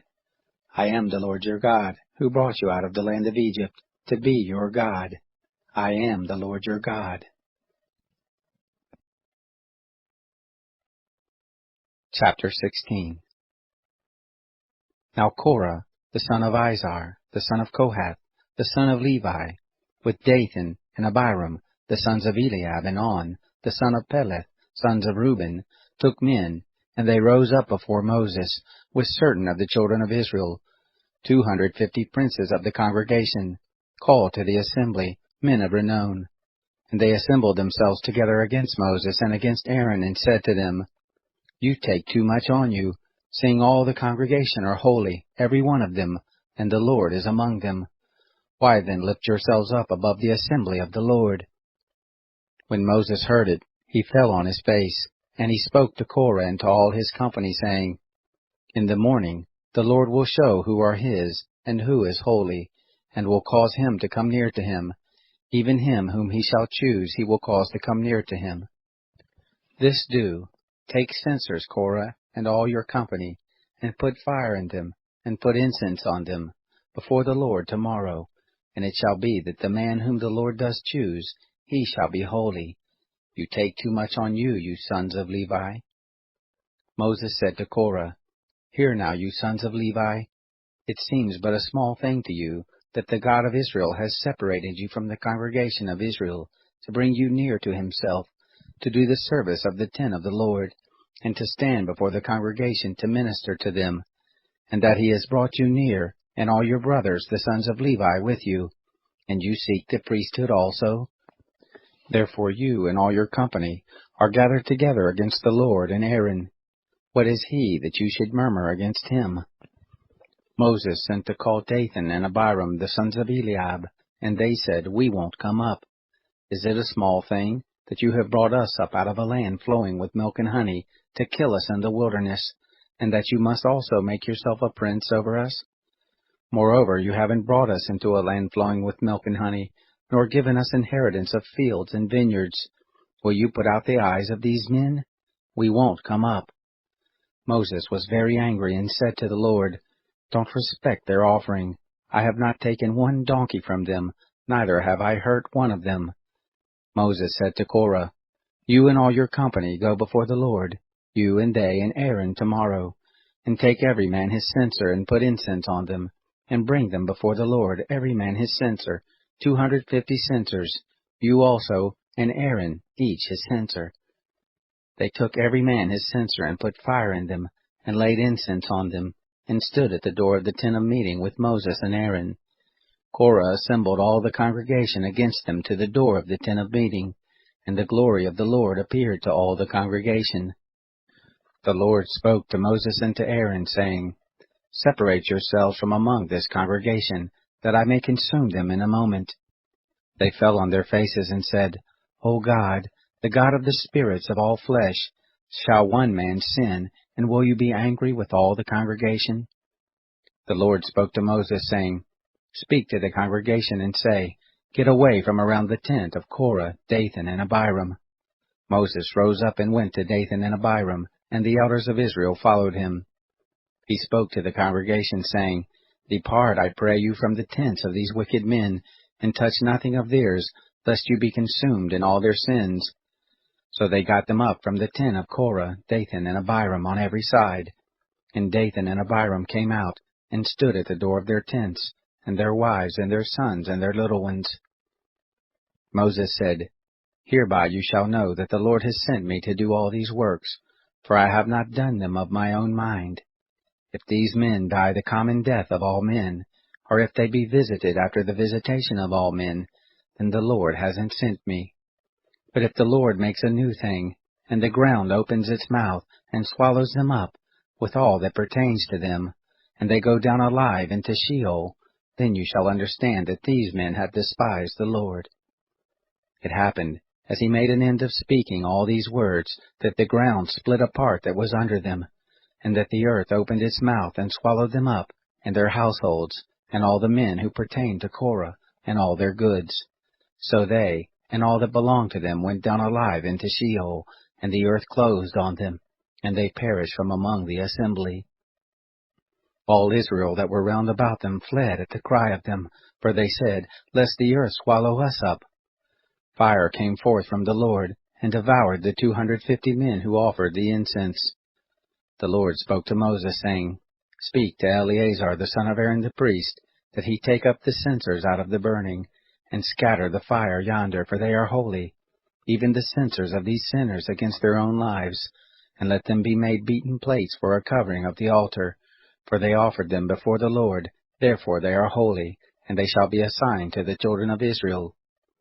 Eleazar the priest took the brazen censers, which those who were burnt had offered, and they beat them out for a covering of the altar, to be a memorial to the children of Israel, to the end that no stranger, who isn't of the seed of Aaron, comes near to burn incense before the Lord, that he not be as Korah, and as his company, as the Lord spoke to him by Moses.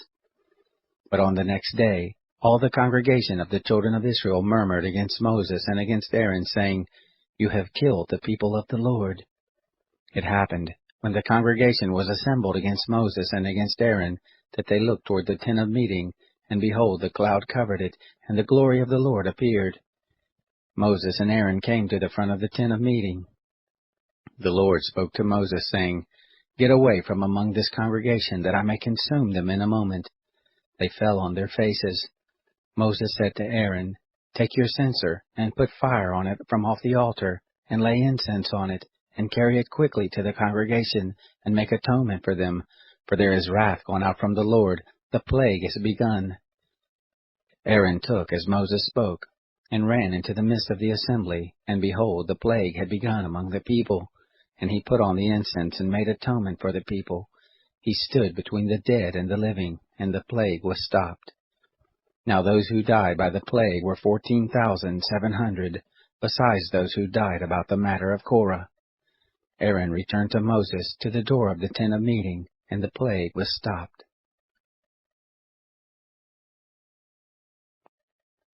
Chapter 17. The Lord spoke to Moses, saying, Speak to the children of Israel, and take of them rods, one for each father's house, of all their princes according to their fathers' houses, 12 rods. Write every man's name on his rod. You shall write Aaron's name on the rod of Levi, for there shall be 1 rod for each head of their fathers' houses. You shall lay them up in the tent of meeting before the testimony where I meet with you. It shall happen that the rod of the man whom I shall choose shall bud, and I will make to cease from me the murmurings of the children of Israel, which they murmur against you. Moses spoke to the children of Israel, and all their princes gave him rods, for each prince 1 according to their fathers' houses, even 12 rods, and the rod of Aaron was among their rods. Moses laid up the rods before the Lord in the tent of the testimony. It happened on the next day, that Moses went into the tent of the testimony, and behold, the rod of Aaron for the house of Levi was budded, and put forth buds, and produced blossoms, and bore ripe almonds. Moses brought out all the rods from before the Lord to all the children of Israel, and they looked, and took every man his rod. The Lord said to Moses, Put back the rod of Aaron before the testimony, to be kept for a token against the children of rebellion, that you may make an end of their murmurings against me, that they not die. Thus Moses did as the Lord commanded him. The children of Israel spoke to Moses, saying, Behold, we perish, we are undone, we are all undone. Everyone who comes near to the tent of the Lord dies. Shall we perish all of us?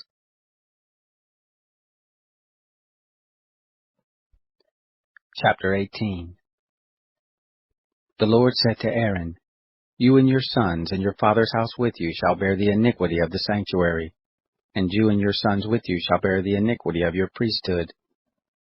Your brothers also, the tribe of Levi, the tribe of your father, bring near with you, that they may be joined to you and minister to you. But you and your sons shall be before the tent of the testimony. They shall keep your charge, and the charge of all the tent. Only they shall not come near to the vessels of the sanctuary and to the altar, that they not die, neither they nor you. They shall be joined to you, and keep the charge of the tent of meeting for all the service of the tent, and a stranger shall not come near to you. You shall keep the charge of the sanctuary and the charge of the altar, that there be wrath no more on the children of Israel. Behold, I have taken your brothers the Levites from among the children of Israel. To you they are a gift, given to the Lord to do the service of the tent of meeting. You and your sons with you shall keep your priesthood for everything of the altar, and for that within the veil, and you shall serve. I give you the priesthood as a service of gift, and the stranger who comes near shall be put to death. The Lord spoke to Aaron, Behold, I have given you the charge of my heave offerings, even all the holy things of the children of Israel. To you have I given them by reason of the anointing, and to your sons as a portion forever. This shall be yours of the most holy things, reserved from the fire. Every offering of theirs, even every meal offering of theirs, and every sin offering of theirs, and every trespass offering of theirs, which they shall render to me, shall be most holy for you and for your sons. As the most holy things shall you eat of it, every male shall eat of it, it shall be holy to you. This is yours, the heave offering of their gift, even all the wave offerings of the children of Israel. I have given them to you and to your sons and to your daughters with you, as a portion forever. Every one who is clean in your house shall eat of it. All the best of the oil, and all the best of the vintage and of the grain, the firstfruits of them which they give to the Lord, to you have I given them. The first ripe fruits of all that is in their land, which they bring to the Lord, shall be yours. Every one who is clean in your house shall eat of it. Everything devoted in Israel shall be yours. Everything that opens the womb, of all flesh which they offer to the Lord, both of man and animal, shall be yours. Nevertheless, the firstborn of man shall you surely redeem, and the firstborn of unclean animals shall you redeem. Those who are to be redeemed of them from a month old shall you redeem, according to your estimation, for the money of 5 shekels, after the shekel of the sanctuary. The same is 20 gerahs. But the firstborn of a cow, or the firstborn of a sheep, or the firstborn of a goat you shall not redeem. They are holy. You shall sprinkle their blood on the altar, and shall burn their fat for an offering made by fire, for a sweet savor to the Lord. The flesh of them shall be yours, as the way breast, and as the right thigh it shall be yours.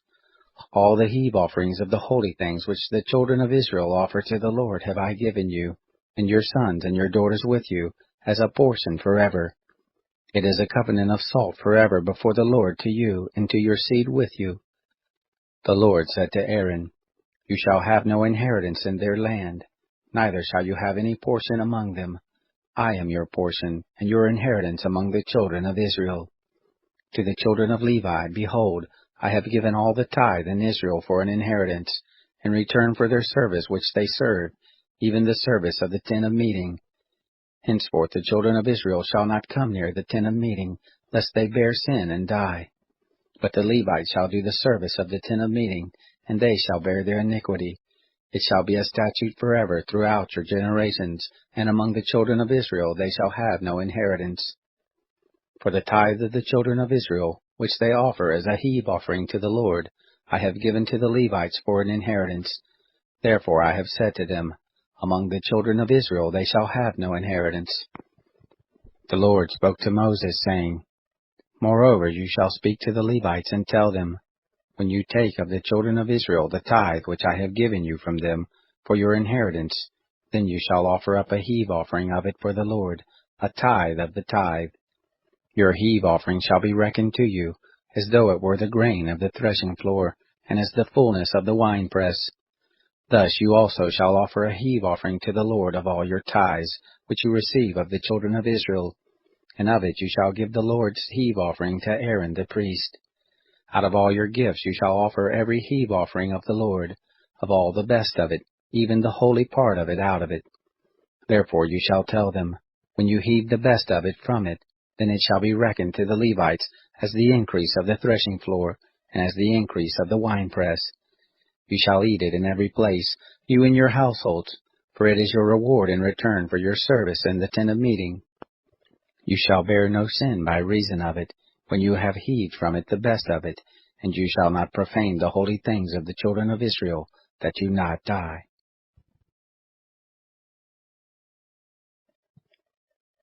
Chapter 19. The Lord spoke to Moses and to Aaron, saying, This is the statute of the law which the Lord has commanded, saying, Speak to the children of Israel, that they bring you a red heifer without spot, in which is no blemish, and on which never came a yoke. You shall give her to Eleazar the priest, and he shall bring her forth outside of the camp, and one shall kill her before his face. And Eleazar the priest shall take of her blood with his finger, and sprinkle her blood toward the front of the tent of meeting 7 times. One shall burn the heifer in his sight, her skin and her flesh and her blood with her dung shall he burn. And the priest shall take cedar wood, and hyssop, and scarlet, and cast it into the midst of the burning of the heifer. Then the priest shall wash his clothes, and he shall bathe his flesh in water, and afterward he shall come into the camp, and the priest shall be unclean until the evening. He who burns her shall wash his clothes in water, and bathe his flesh in water, and shall be unclean until the evening. A man who is clean shall gather up the ashes of the heifer, and lay them up outside of the camp in a clean place, and it shall be kept for the congregation of the children of Israel, for a water for impurity. It is a sin offering. He who gathers the ashes of the heifer shall wash his clothes, and be unclean until the evening. And it shall be to the children of Israel, and to the stranger who lives as a foreigner among them, for a statute forever. He who touches the dead body of any man shall be unclean 7 days. The same shall purify himself therewith on the 3rd day, and on the 7th day he shall be clean. But if he doesn't purify himself the 3rd day, then the 7th day he shall not be clean. Whoever touches a dead person, the body of a man who has died, and doesn't purify himself, defiles the tent of the Lord, and that soul shall be cut off from Israel, because the water for impurity was not sprinkled on him. He shall be unclean, his uncleanness is yet on him. This is the law when a man dies in a tent. Everyone who comes into the tent, and everyone who is in the tent shall be unclean 7 days. Every open vessel, which has no covering bound on it, is unclean. Whoever in the open field touches one who is slain with a sword, or a dead body, or a bone of a man, or a grave, shall be unclean 7 days. For the unclean they shall take of the ashes of the burning of the sin offering, and running water shall be put thereto in a vessel. And a clean person shall take hyssop, and dip it in the water, and sprinkle it on the tent, and on all the vessels, and on the persons who were there, and on him who touched the bone, or the slain, or the dead, or the grave. And the clean person shall sprinkle on the unclean on the 3rd day, and on the 7th day. And on the 7th day he shall purify him, and he shall wash his clothes, and bathe himself in water, and shall be clean at evening. But the man who shall be unclean, and shall not purify himself, that soul shall be cut off from the midst of the assembly, because he has defiled the sanctuary of the Lord. The water for impurity has not been sprinkled on him, he is unclean. It shall be a perpetual statute to them, and he who sprinkles the water for impurity shall wash his clothes, and he who touches the water for impurity shall be unclean until evening. Whatever the unclean person touches shall be unclean, and the soul that touches it shall be unclean until evening. Chapter 20. The children of Israel, even the whole congregation, came into the wilderness of Zin in the first month, and the people abode in Kadesh, and Miriam died there and was buried there. There was no water for the congregation, and they assembled themselves together against Moses and against Aaron. The people strove with Moses and spoke, saying, Would that we had died when our brothers died before the Lord. Why have you brought the assembly of the Lord into this wilderness, that we should die there, we and our animals? Why have you made us to come up out of Egypt, to bring us into this evil place? It is no place of seed, or of figs, or of vines, or of pomegranates, neither is there any water to drink. Moses and Aaron went from the presence of the assembly to the door of the tent of meeting, and fell on their faces, and the glory of the Lord appeared to them. The Lord spoke to Moses, saying, Take the rod, and assemble the congregation, you and Aaron your brother, and speak to the rock before their eyes, that it give forth its water.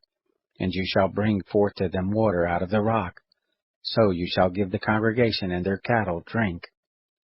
Moses took the rod from before the Lord, as he commanded him. Moses and Aaron gathered the assembly together before the rock, and he said to them, Hear now, you rebels, shall we bring you forth water out of this rock?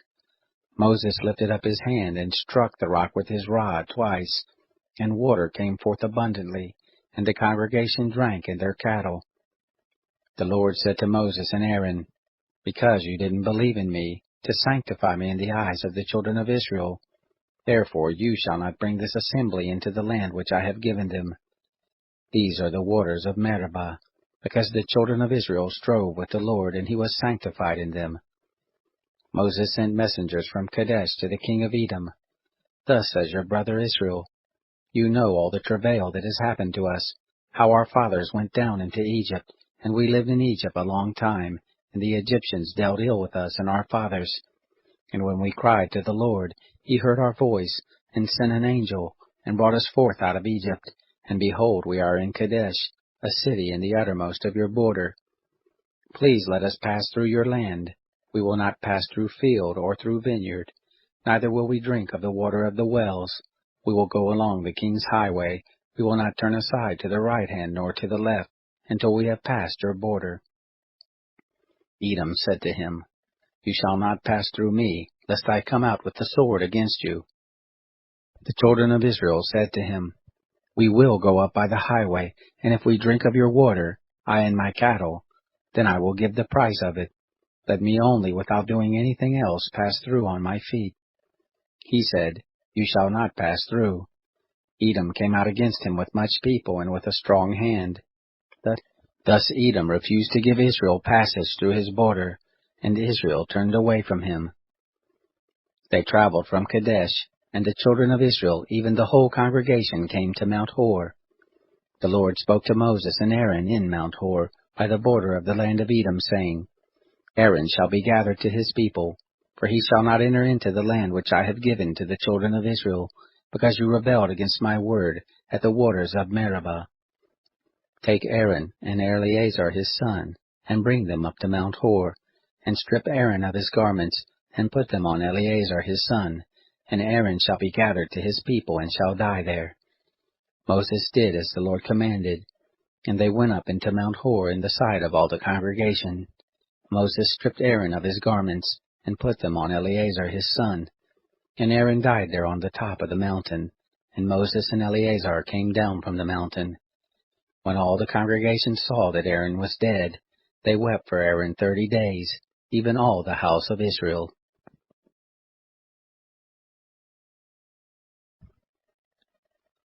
Chapter 21.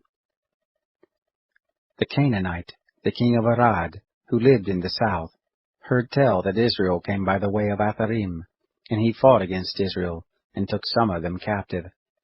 Israel vowed a vow to the Lord, and said, If you will indeed deliver this people into my hand, then I will utterly destroy their cities. The Lord listened to the voice of Israel, and delivered up the Canaanites, and they utterly destroyed them and their cities, and the name of the place was called Hormah. They traveled from Mount Hor by the way to the Red Sea, to compass the land of Edom, and the soul of the people was much discouraged because of the way. The people spoke against God and against Moses. Why have you brought us up out of Egypt to die in the wilderness?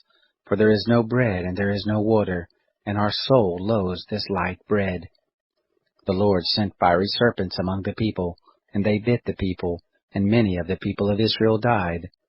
The people came to Moses and said, We have sinned because we have spoken against the Lord and against you. Pray to the Lord that he take away the serpents from us. Moses prayed for the people. The Lord said to Moses, Make a fiery serpent, and set it on a pole, and it shall happen that everyone who is bitten when he sees it shall live. Moses made a serpent of brass and set it on the standard, and it happened that if a serpent had bitten any man, when he looked to the serpent of brass he lived. The children of Israel traveled and encamped in Oboth. They traveled from Oboth and encamped at Iye-abarim, in the wilderness which is before Moab toward the sunrise. From there they traveled and encamped in the valley of Zered. From there they traveled and encamped on the other side of the Arnon, which is in the wilderness, that comes out of the border of the Amorites, for the Arnon is the border of Moab, between Moab and the Amorites. Therefore it is said in the book of the wars of the Lord, Bahab and Suphah, the valleys of the Arnon, the slope of the valleys that inclines toward the dwelling of Ar, leans on the border of Moab. From there they traveled to Beer. That is the well of which the Lord said to Moses, Gather the people together, and I will give them water. Then sang Israel this song, Spring up, O well, sing to it, the well which the princes dug, which the nobles of the people dug, with the scepter and with their poles. From the wilderness they traveled to Mattanah, and from Mattanah to Nahaliel, and from Nahaliel to Barmoth, and from Barmoth to the valley that is in the field of Moab, to the top of Pisgah, which looks down on the desert. Israel sent messengers to Sihon, the king of the Amorites, saying, Let me pass through your land. We will not turn aside into field or into vineyard. We will not drink of the water of the wells. We will go by the king's highway, until we have passed your border. Sihon would not allow Israel to pass through his border, but Sihon gathered all his people together, and went out against Israel into the wilderness, and came to Jahaz, and he fought against Israel. Israel struck him with the edge of the sword, and possessed his land from the Arnon to the Jabbok, even to the children of Ammon, for the border of the children of Ammon was strong. Israel took all these cities, and Israel lived in all the cities of the Amorites, in Heshbon, and all the towns of it. For Heshbon was the city of Sihon the king of the Amorites, who had fought against the former king of Moab, and taken all his land out of his hand, even to the Arnon.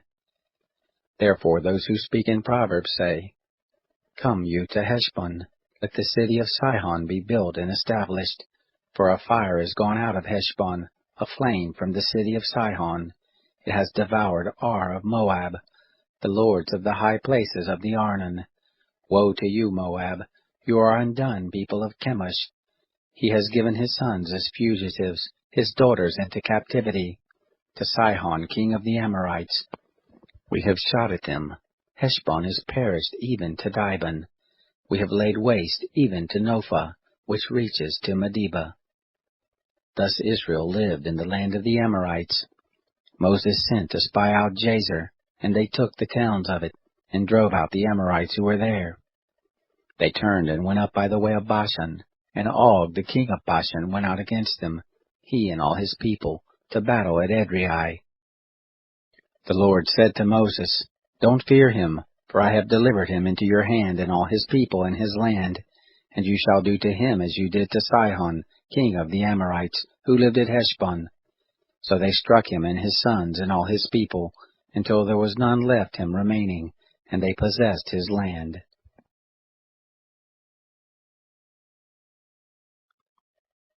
Chapter 22.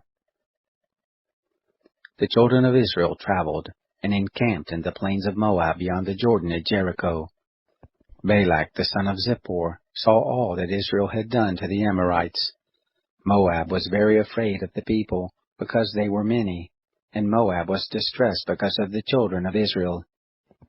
Moab said to the elders of Midian, Now will this multitude lick up all that is around us, as the ox licks up the grass of the field. Balak the son of Zippor was king of Moab at that time.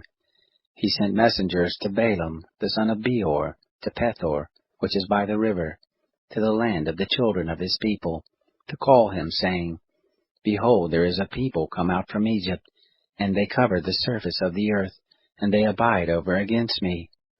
Please come now, therefore, and curse me this people, for they are too mighty for me. Perhaps I shall prevail that we may strike them, and I may drive them out of the land. For I know that he whom you bless is blessed, and he whom you curse is cursed. The elders of Moab and the elders of Midian departed with the rewards of divination in their hand, and they came to Balaam, and spoke to him the words of Balak. He said to them, Lodge here this night, and I will bring you word again, as the Lord shall speak to me. And the princes of Moab abode with Balaam. God came to Balaam and said, Who are these men with you? Balaam said to God, Balak the son of Zippor, king of Moab, has sent to me, saying, Behold, a people that has come out of Egypt, they cover the surface of the earth. Come now and curse them. Perhaps I shall be able to fight against them, and shall drive them out. God said to Balaam, You shall not go with them.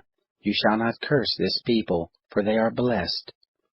Balaam rose up in the morning and said to the princes of Balak, Go back to your land, for the Lord refuses to give me leave to go with you.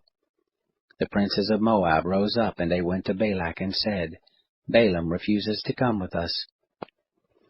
Balak sent more princes, more honorable than the first.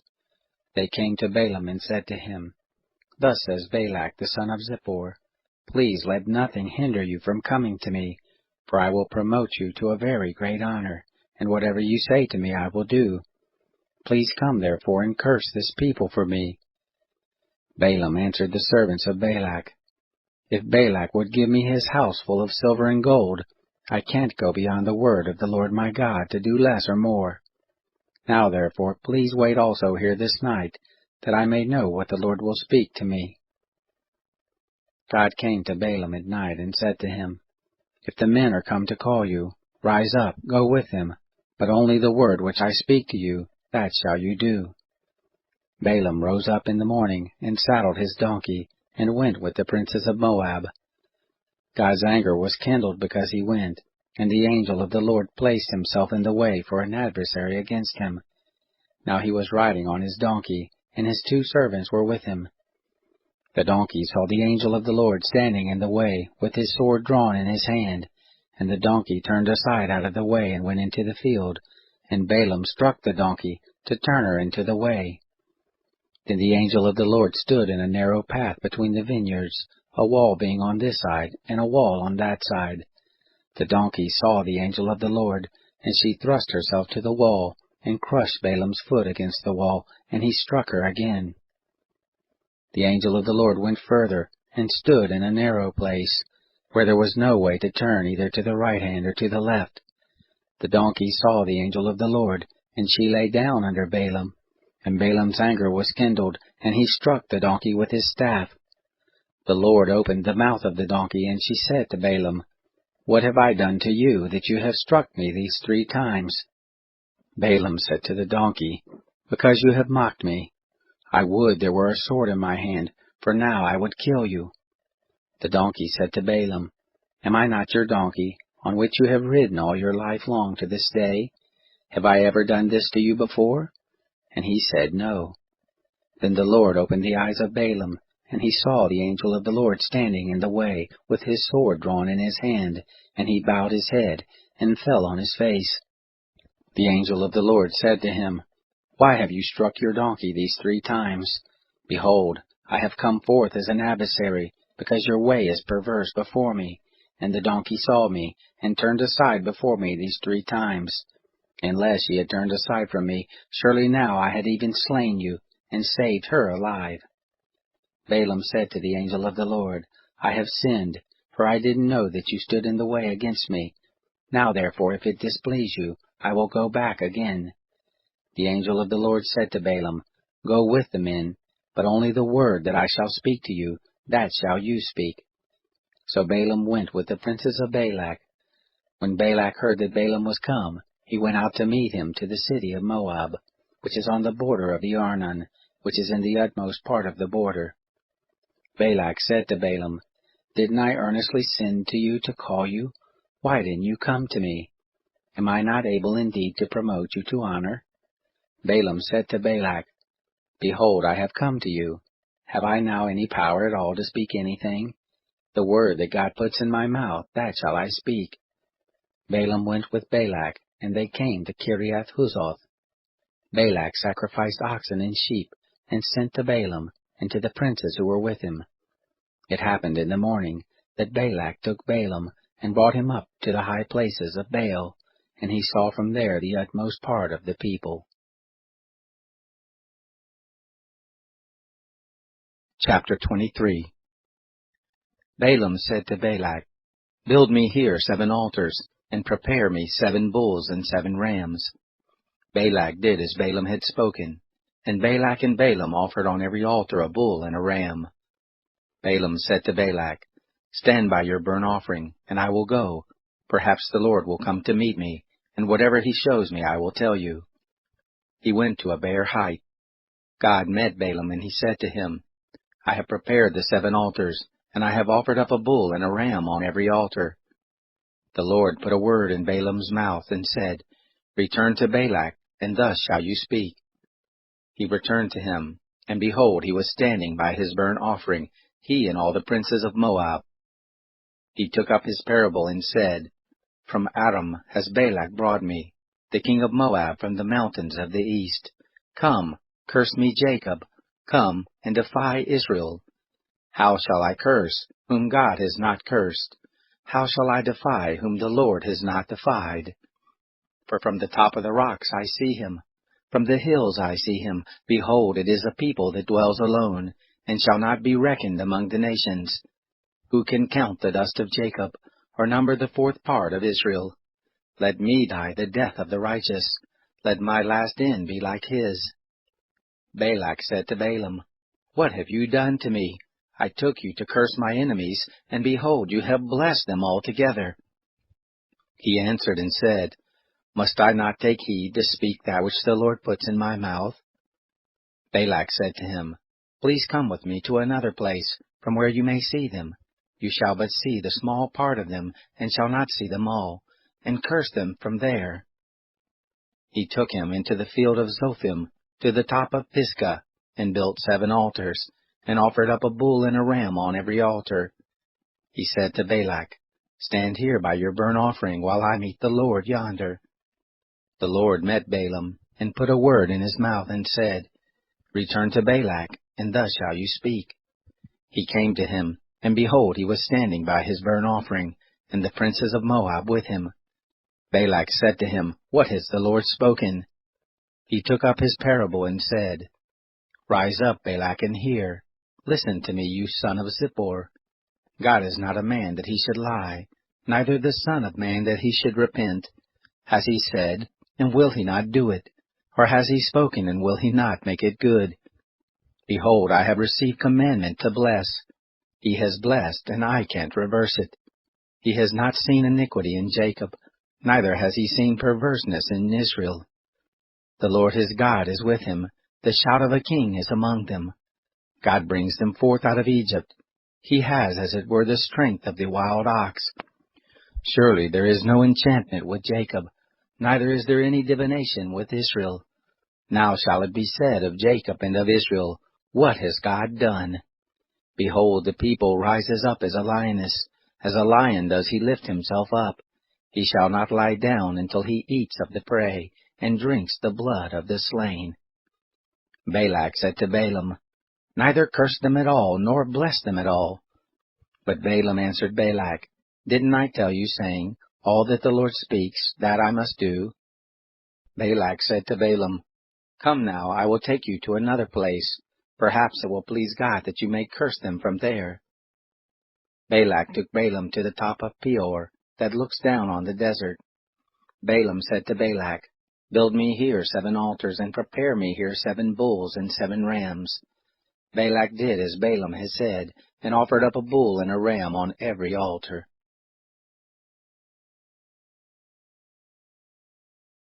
Chapter 24.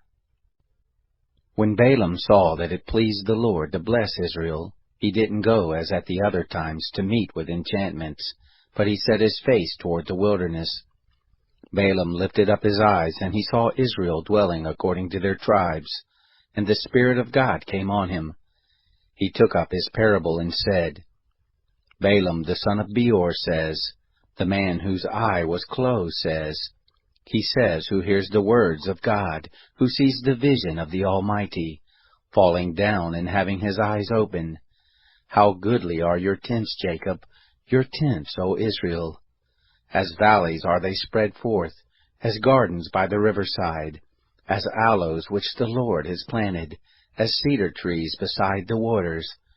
Water shall flow from his buckets, his seed shall be in many waters. His king shall be higher than Agag, his kingdom shall be exalted. God brings him forth out of Egypt. He has, as it were, the strength of the wild ox. He shall eat up the nations as his adversaries. He shall break their bones in pieces, and smite them through with his arrows. He couched, he lay down as a lioness who shall rouse him up? Blessed be everyone who blesses you, cursed be everyone who curses you. Balak's anger was kindled against Balaam, and he struck his hands together, and Balak said to Balaam, I called you to curse my enemies, and behold, you have altogether blessed them these 3 times. Therefore now flee to your place. I thought to promote you to great honor, but behold, the Lord has kept you back from honor. Balaam said to Balak, Didn't I also tell your messengers whom you sent to me, saying, If Balak would give me his house full of silver and gold, I can't go beyond the word of the Lord, to do either good or bad of my own mind. What the Lord speaks, that will I speak. Now, behold, I go to my people. Come, and I will show you what this people shall do to your people in the latter days.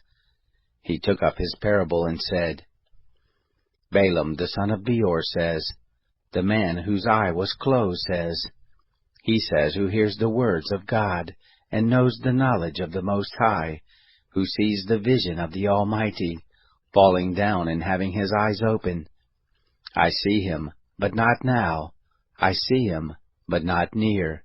There shall come forth a star out of Jacob, a scepter shall rise out of Israel, and shall strike through the corners of Moab, and break down all the sons of tumult. Edom shall be a possession, and Seir also shall be a possession, who were his enemies, while Israel does valiantly. Out of Jacob shall one have dominion. He shall destroy the remnant from the city. He looked at Amalek, and took up his parable, and said, Amalek was the first of the nations, but his latter end shall come to destruction. He looked at the Kenite, and took up his parable, and said, Strong is your dwelling place, your nest is set in the rock. Nevertheless Cain shall be wasted, until Asher shall carry you away captive. He took up his parable, and said, Alas, who shall live when God does this? But ships shall come from the coast of Kittim. They shall afflict Asher, and shall afflict Eber. He also shall come to destruction. Balaam rose up and went, and returned to his place, and Balak also went his way.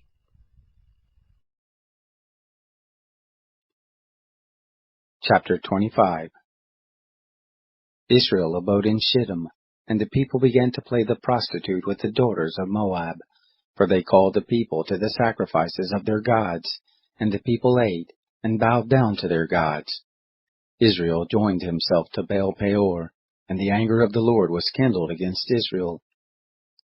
The Lord said to Moses, Take all the chiefs of the people, and hang them up to the Lord before the sun, that the fierce anger of the Lord may turn away from Israel. Moses turned to the judges of Israel, Kill everyone his men who have joined themselves to Baal Peor. Behold, one of the children of Israel came and brought to his brothers a Midianite woman in the sight of Moses, and in the sight of all the congregation of the children of Israel, while they were weeping at the door of the tent of meeting. When Phinehas, the son of Eleazar, the son of Aaron the priest, saw it, he rose up from the midst of the congregation, and took a spear in his hand, and he went after the man of Israel into the pavilion, and thrust both of them through, the man of Israel, and the woman through her body. So the plague was stayed from the children of Israel. Those who died by the plague were 24,000. The Lord spoke to Moses, saying, Phinehas, the son of Eleazar, the son of Aaron the priest, has turned my wrath away from the children of Israel, in that he was jealous with my jealousy among them, so that I didn't consume the children of Israel in my jealousy. Therefore say, Behold, I give to him my covenant of peace, and it shall be to him and to his seed after him, the covenant of an everlasting priesthood, because he was jealous for his God, and made atonement for the children of Israel. Now the name of the man of Israel that was slain, who was slain with the Midianite woman, was Zimri, the son of Salu, a prince of a father's house among the Simeonites. The name of the Midianite woman who was slain was Cozbi, the daughter of Zur. He was head of the people of a father's house in Midian. The Lord spoke to Moses, saying, Vex the Midianites and strike them, for they vex you with their wiles, with which they have deceived you in the matter of Baal Peor, and in the matter of Cozbi, the daughter of the prince of Midian, their sister, who was slain on the day of the plague in the matter of Peor.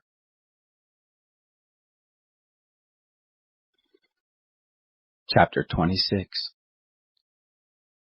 It happened after the plague, that the Lord spoke to Moses and to Eleazar the son of Aaron the priest, saying, Take the sum of all the congregation of the children of Israel, from 20 years old and upward, by their fathers' houses, all who are able to go forth to war in Israel.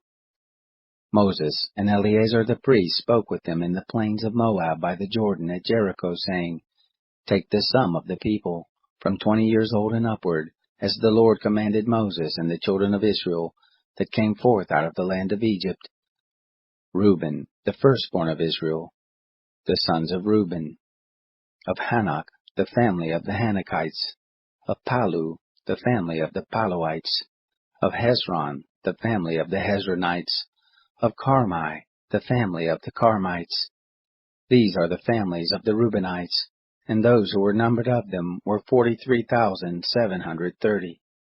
The sons of Palu, Eliab, the sons of Eliab, Nemuel, and Dathan, and Abiram.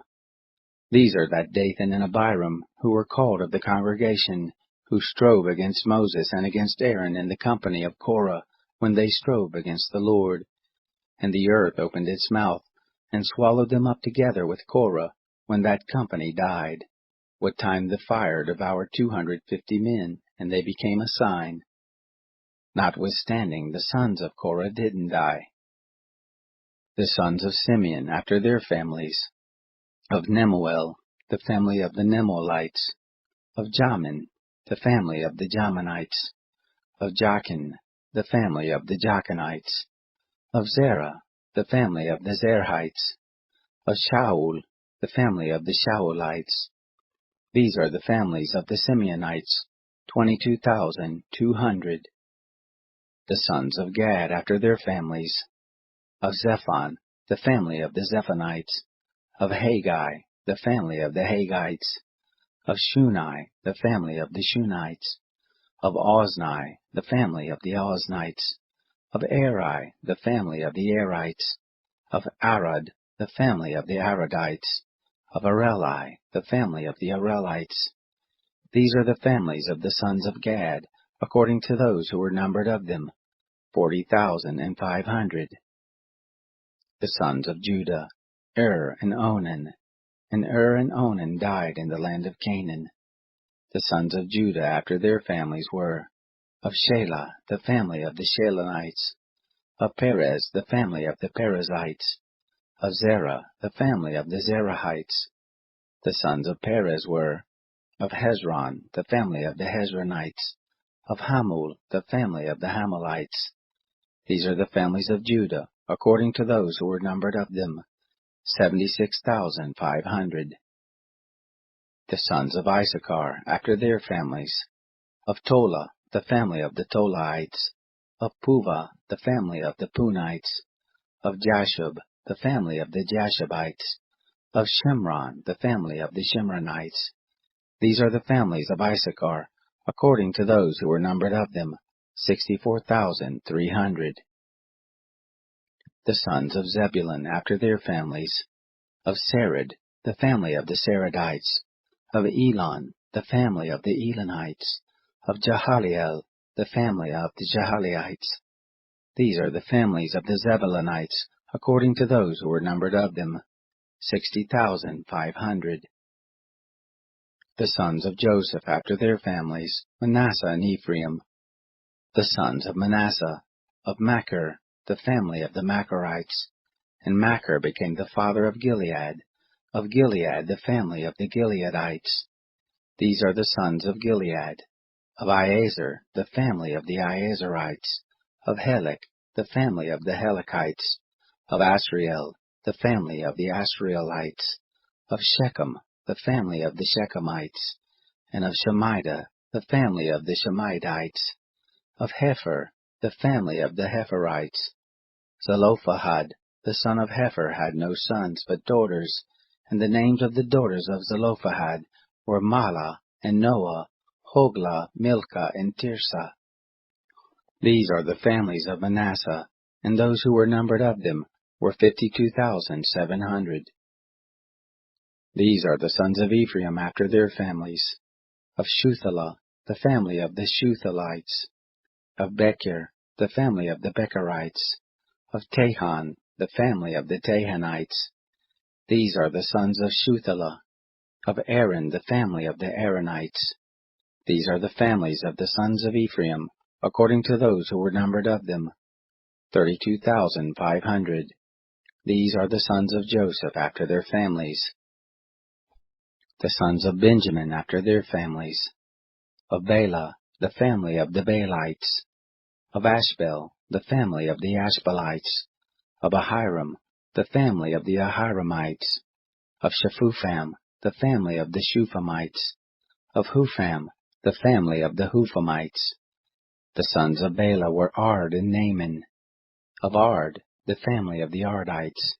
Of Naaman, the family of the Naamites.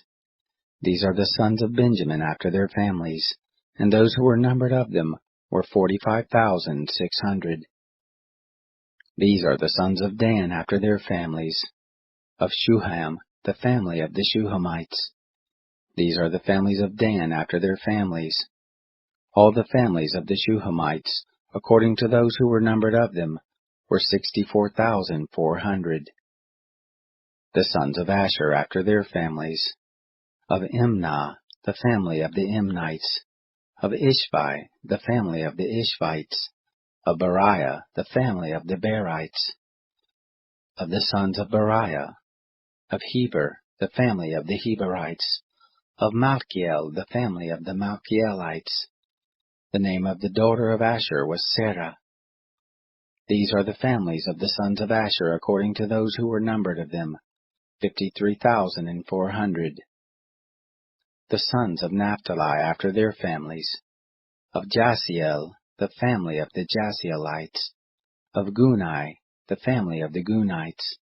Of Jezer, the family of the Jezerites.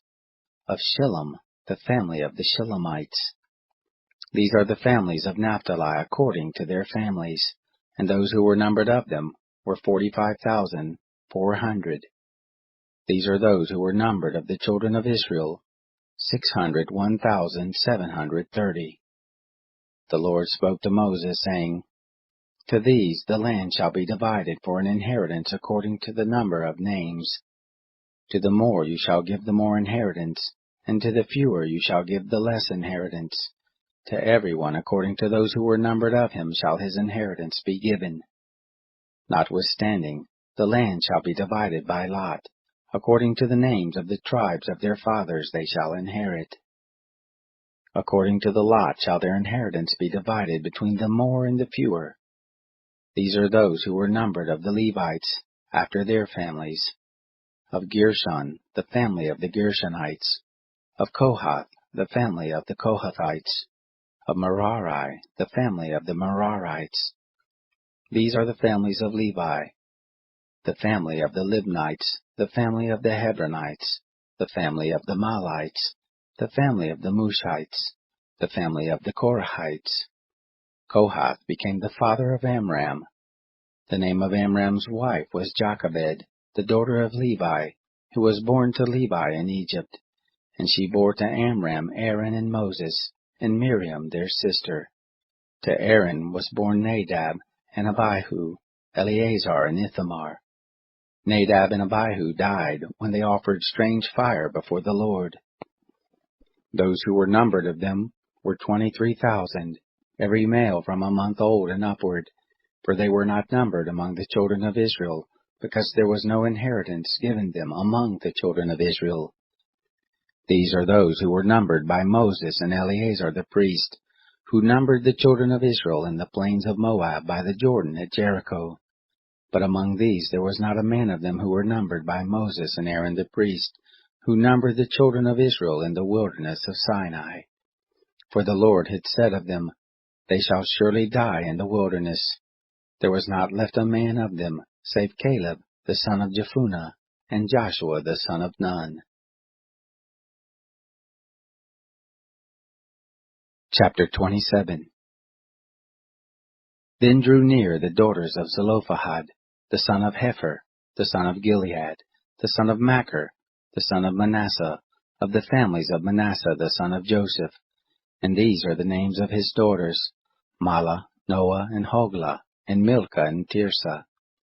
They stood before Moses, and before Eleazar the priest, and before the princes and all the congregation, at the door of the tent of meeting, saying, Our father died in the wilderness, and he was not among the company of those who gathered themselves together against the Lord in the company of Korah, but he died in his own sin, and he had no sons. Why should the name of our father be taken away from among his family, because he had no son? Give us a possession among the brothers of our father. Moses brought their cause before the Lord. The Lord spoke to Moses, saying, The daughters of Zelophehad speak right.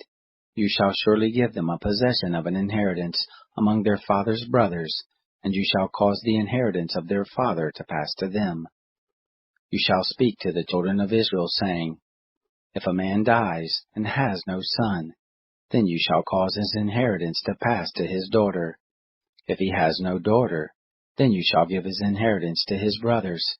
If he has no brothers, then you shall give his inheritance to his father's brothers. If his father has no brothers, then you shall give his inheritance to his kinsman, who is next to him of his family, and he shall possess it, and it shall be to the children of Israel a statute and an ordinance, as the Lord commanded Moses. The Lord said to Moses, Go up into this mountain of Abiram, and see the land which I have given to the children of Israel. When you have seen it, you also shall be gathered to your people, as Aaron your brother was gathered, because you rebelled against my word in the wilderness of Zin, in the strife of the congregation, to sanctify me at the waters before their eyes. These are the waters of Meribah of Kadesh, in the wilderness of Sin. Moses spoke to the Lord, saying, Let the Lord, the God of the spirits of all flesh, appoint a man over the congregation, who may go out before them, and who may come in before them, and who may lead them out, and who may bring them in, that the congregation of the Lord not be as sheep which have no shepherd. The Lord said to Moses, Take Joshua the son of Nun, a man in whom is the Spirit, and lay your hand on him, and set him before Eleazar the priest, and before all the congregation, and give him a charge in their sight. You shall put of your honor on him, that all the congregation of the children of Israel may obey.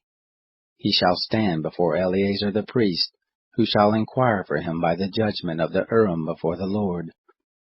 At his word shall they go out, and at his word shall they come in, both he and all the children of Israel with him, even all the congregation.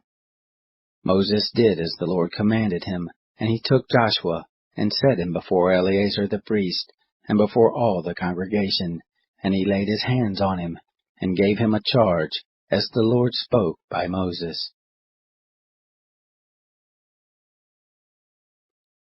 Chapter 28. The Lord spoke to Moses, saying, Command the children of Israel, and tell them, My offering, my food for my offerings made by fire, of a sweet savor to me, shall you observe to offer to me in their due season. You shall tell them, This is the offering made by fire which you shall offer to the Lord.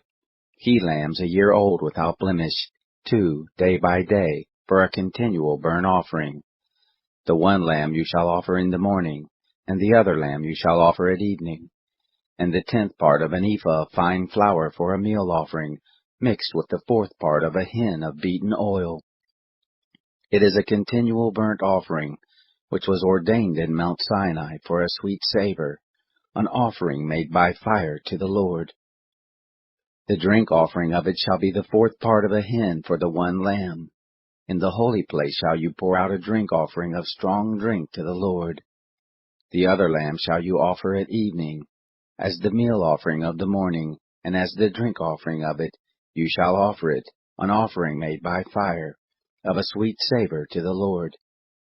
On the Sabbath day, 2 he-lambs a year old without blemish, and 2/10 parts of an ephah of fine flour for a meal offering mixed with oil, and the drink offering. This is the burnt offering of every Sabbath, besides the continual burnt offering and the drink offering.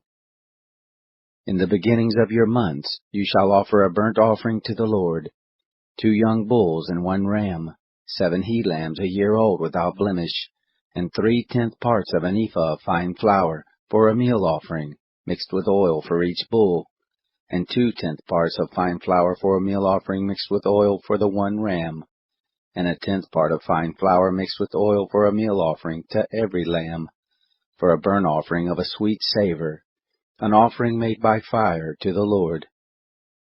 Their drink offering shall be half a hin of wine for a bull, and the 3rd part of a hin for the ram, and the 4th part of a hin for a lamb.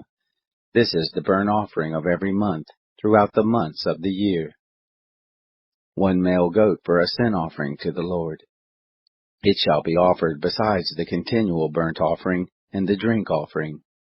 In the 1st month, on the 14th day of the month, is the Lord's Passover. On the 15th day of this month shall be a feast. 7 days shall unleavened bread be eaten. In the 1st day shall be a holy convocation. You shall do no servile work, but you shall offer an offering made by fire, a burnt offering to the Lord, 2 young bulls and 1 ram, and 7 he-lambs a year old. They shall be to you without blemish. And their meal offering, fine flour mixed with oil, 3/10 parts you shall offer for a bull, and 2/10 parts for a ram. A 10th part shall you offer for every lamb of the 7 lambs, and 1 male goat for a sin offering, to make atonement for you. You shall offer these besides the burnt offering of the morning, which is for a continual burnt offering. After this manner you shall offer daily, for 7 days, the food of the offering made by fire, of a sweet savor to the Lord. It shall be offered besides the continual burnt offering and the drink offering. On the 7th day you shall have a holy convocation. You shall do no servile work. Also in the day of the firstfruits, when you offer a new meal offering to the Lord in your feast of weeks, you shall have a holy convocation. You shall do no servile work.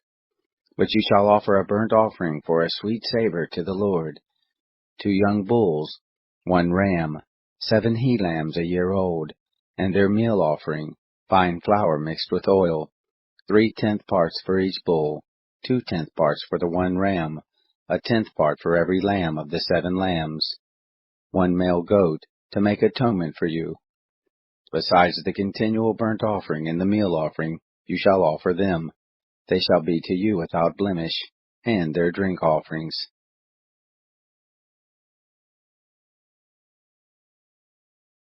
Chapter 29.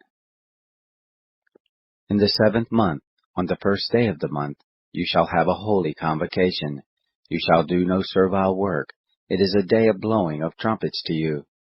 You shall offer a burnt offering for a sweet savor to the Lord, 1 young bull, 1 ram, 7 he-lambs a year old without blemish, and their meal offering, fine flour mixed with oil, 3/10 parts for the bull, 2/10 parts for the ram, and 1/10 part for every lamb of the 7 lambs, and 1 male goat for a sin offering, to make atonement for you. Besides the burnt offering of the new moon, and its meal offering, and the continual burnt offering, and its meal offering, and their drink offerings according to their ordinance, for a sweet savor, an offering made by fire to the Lord. On the 10th day of this 7th month you shall have a holy convocation, and you shall afflict your souls. You shall do no manner of work, but you shall offer a burnt offering to the Lord for a sweet savor, 1 young bull, 1 ram, 7 he-lambs a year old. They shall be to you without blemish. And their meal offering, fine flour mixed with oil, 3/10 parts for the bull, 2/10 parts for the 1 ram, 1/10 part for every lamb of the 7 lambs, 1 male goat for a sin offering, besides the sin offering of atonement, and the continual burnt offering and its meal offerings, and their drink offerings. On the 15th day of the 7th month you shall have a holy convocation. You shall do no work, and you shall keep a feast to the Lord 7 days. And you shall offer a burnt offering, an offering made by fire, of a sweet savor to the Lord, 13 young bulls, 2 rams, 14 he-lambs a year old. They shall be without blemish. And their meal offering, fine flour mixed with oil, 3/10 parts for every bull of the 13 bulls, 2/10 parts for each ram of the 2 rams, and 1/10 part for every lamb of the 14 lambs, and 1 male goat for a sin offering, besides the continual burnt offering, and its meal offerings, and the drink offerings. On the 2nd day you shall offer 12 young bulls, 2 rams, 14 he-lambs a year old without blemish, and their meal offering, and their drink offerings for the bulls, for the rams, and for the lambs, according to their number after the ordinance, and 1 male goat for a sin offering, besides the continual burnt offering and the meal offering and their drink offerings.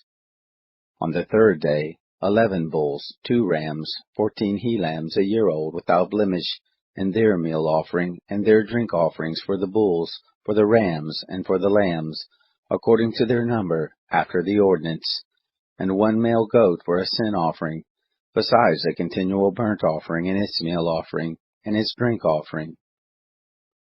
On the 4th day, 10 bulls, 2 rams, 14 he-lambs a year old without blemish, their meal offering and their drink offerings for the bulls, for the rams, and for the lambs, according to their number, and after the ordinance, and 1 male goat for a sin offering, besides the continual burnt offering, and the meal offering of it, and the drink offering of it.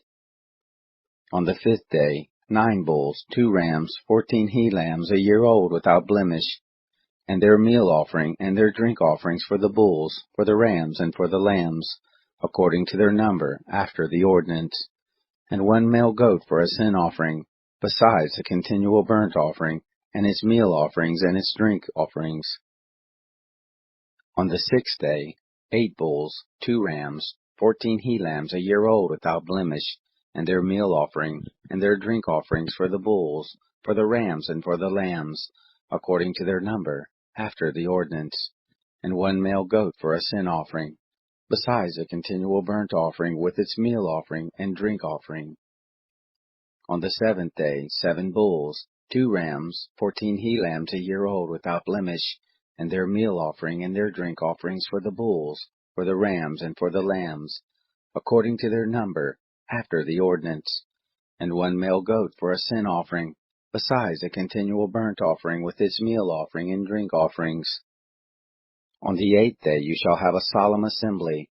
You shall do no work, but you shall offer a burnt offering, an offering made by fire for a sweet savor to the Lord, 1 bull, 1 ram, 7 he-lambs a year old without blemish, their meal offerings and their drink offerings for the bull, for the ram, and for the lambs, shall be according to their number, after their ordinance, and 1 male goat for a sin offering, besides the continual burnt offering, with its meal offering and drink offering.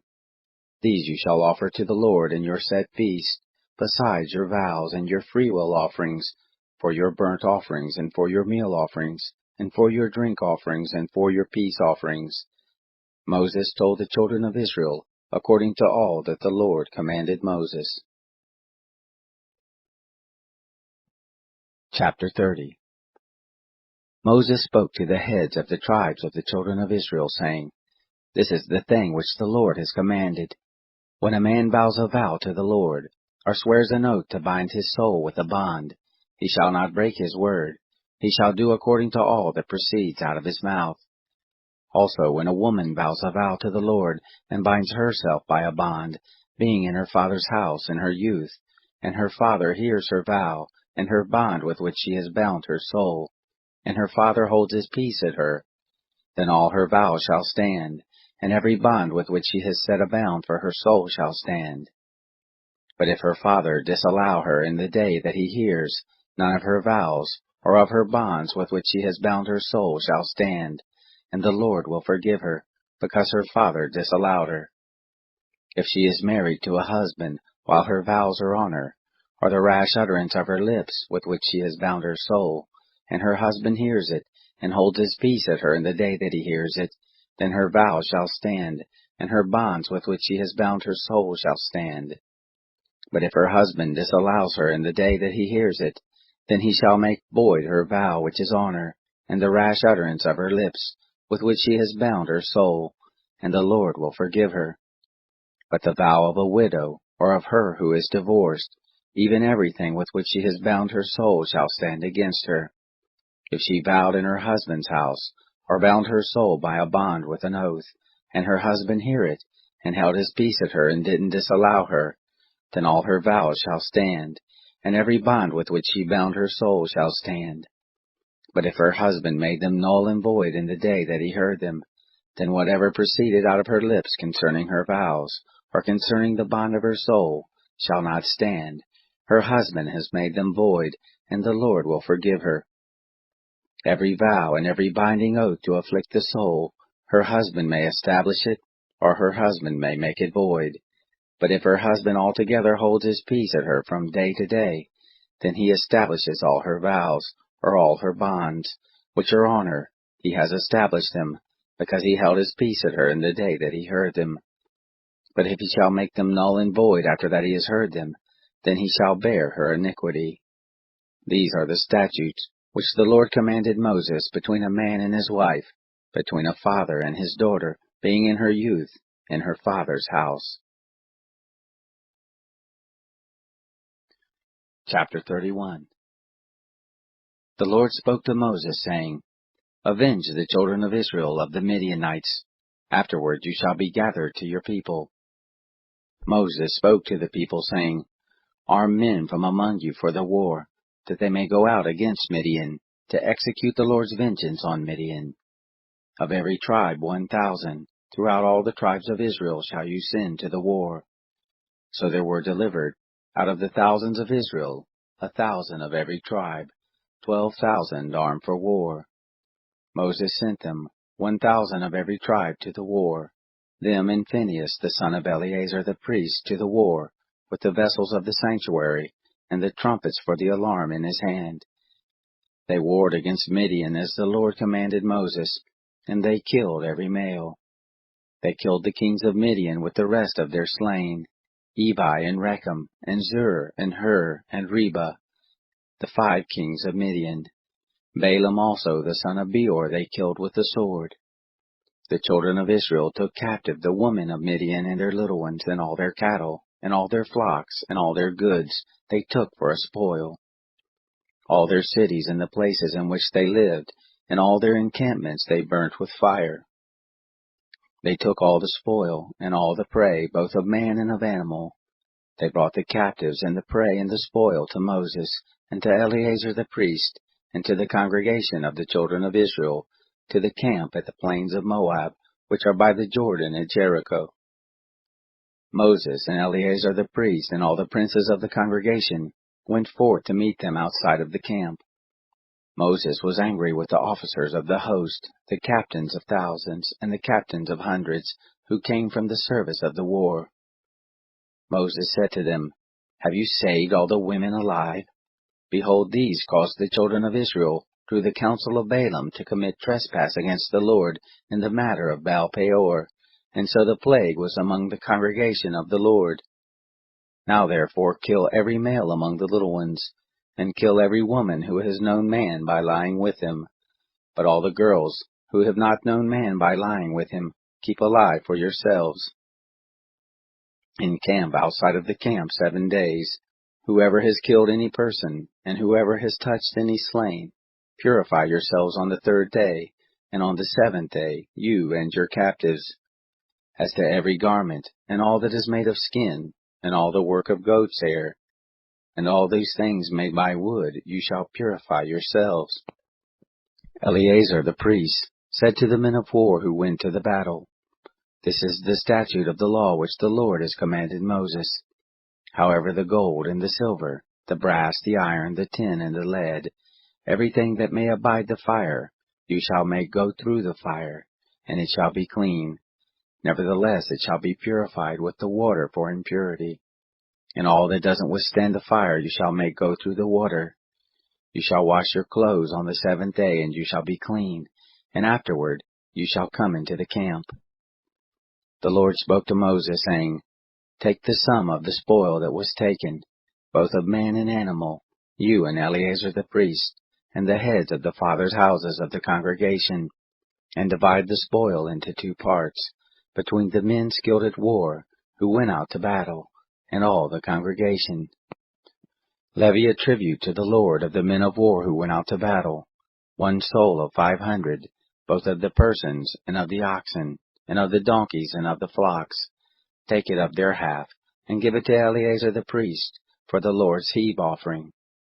Of the children of Israel's half, you shall take 1 drawn out of every 50, of the persons, of the oxen, of the donkeys, and of the flocks, even of all the cattle, and give them to the Levites, who keep the charge of the tent of the Lord. Moses and Eleazar the priest did as the Lord commanded Moses. Now the spoil, over and above the bounty which the men of war took, was 675,000 sheep, and 72,000 oxen, and 71,000 donkeys, and 32,000 persons in all, of the women who had not known man by lying with him. The half, which was the portion of those who went out to war, was in number 337,500 sheep, and the Lord's tribute of the sheep was 675. The oxen were 36,000, of which the Lord's tribute was 72. The donkeys were 30,500, of which the Lord's tribute was 61. The persons were 16,000, of whom the Lord's tribute was 32 persons. Moses gave the tribute, which was the Lord's heave offering, to Eleazar the priest, as the Lord commanded Moses. Of the children of Israel's half, which Moses divided off from the men who warred, now the congregation's half was 337,500 sheep, and 36,000 oxen, and 30,500 donkeys, and 16,000 persons. Even of the children of Israel's half, Moses took 1 drawn out of every 50, both of man and of animal, and gave them to the Levites, who kept the charge of the tent of the Lord, as the Lord commanded Moses. The officers who were over the thousands of the host, the captains of thousands, and the captains of hundreds came near to Moses, and they said to Moses, Your servants have taken the sum of the men of war who are under our charge, and there lacks not 1 man of us. We have brought the Lord's offering, what every man has gotten, of jewels of gold, ankle chains and bracelets, signet rings, earrings, and armlets, to make atonement for our souls before the Lord. Moses and Eleazar the priest took the gold from them, even all worked jewels. All the gold of the heave offering that they offered up to the Lord, of the captains of thousands, and of the captains of hundreds, was 16,750 shekels. For the men of war had taken spoil every man for himself. Moses and Eleazar the priest took the gold of the captains of thousands and of hundreds, and brought it into the tent of meeting, for a memorial for the children of Israel before the Lord.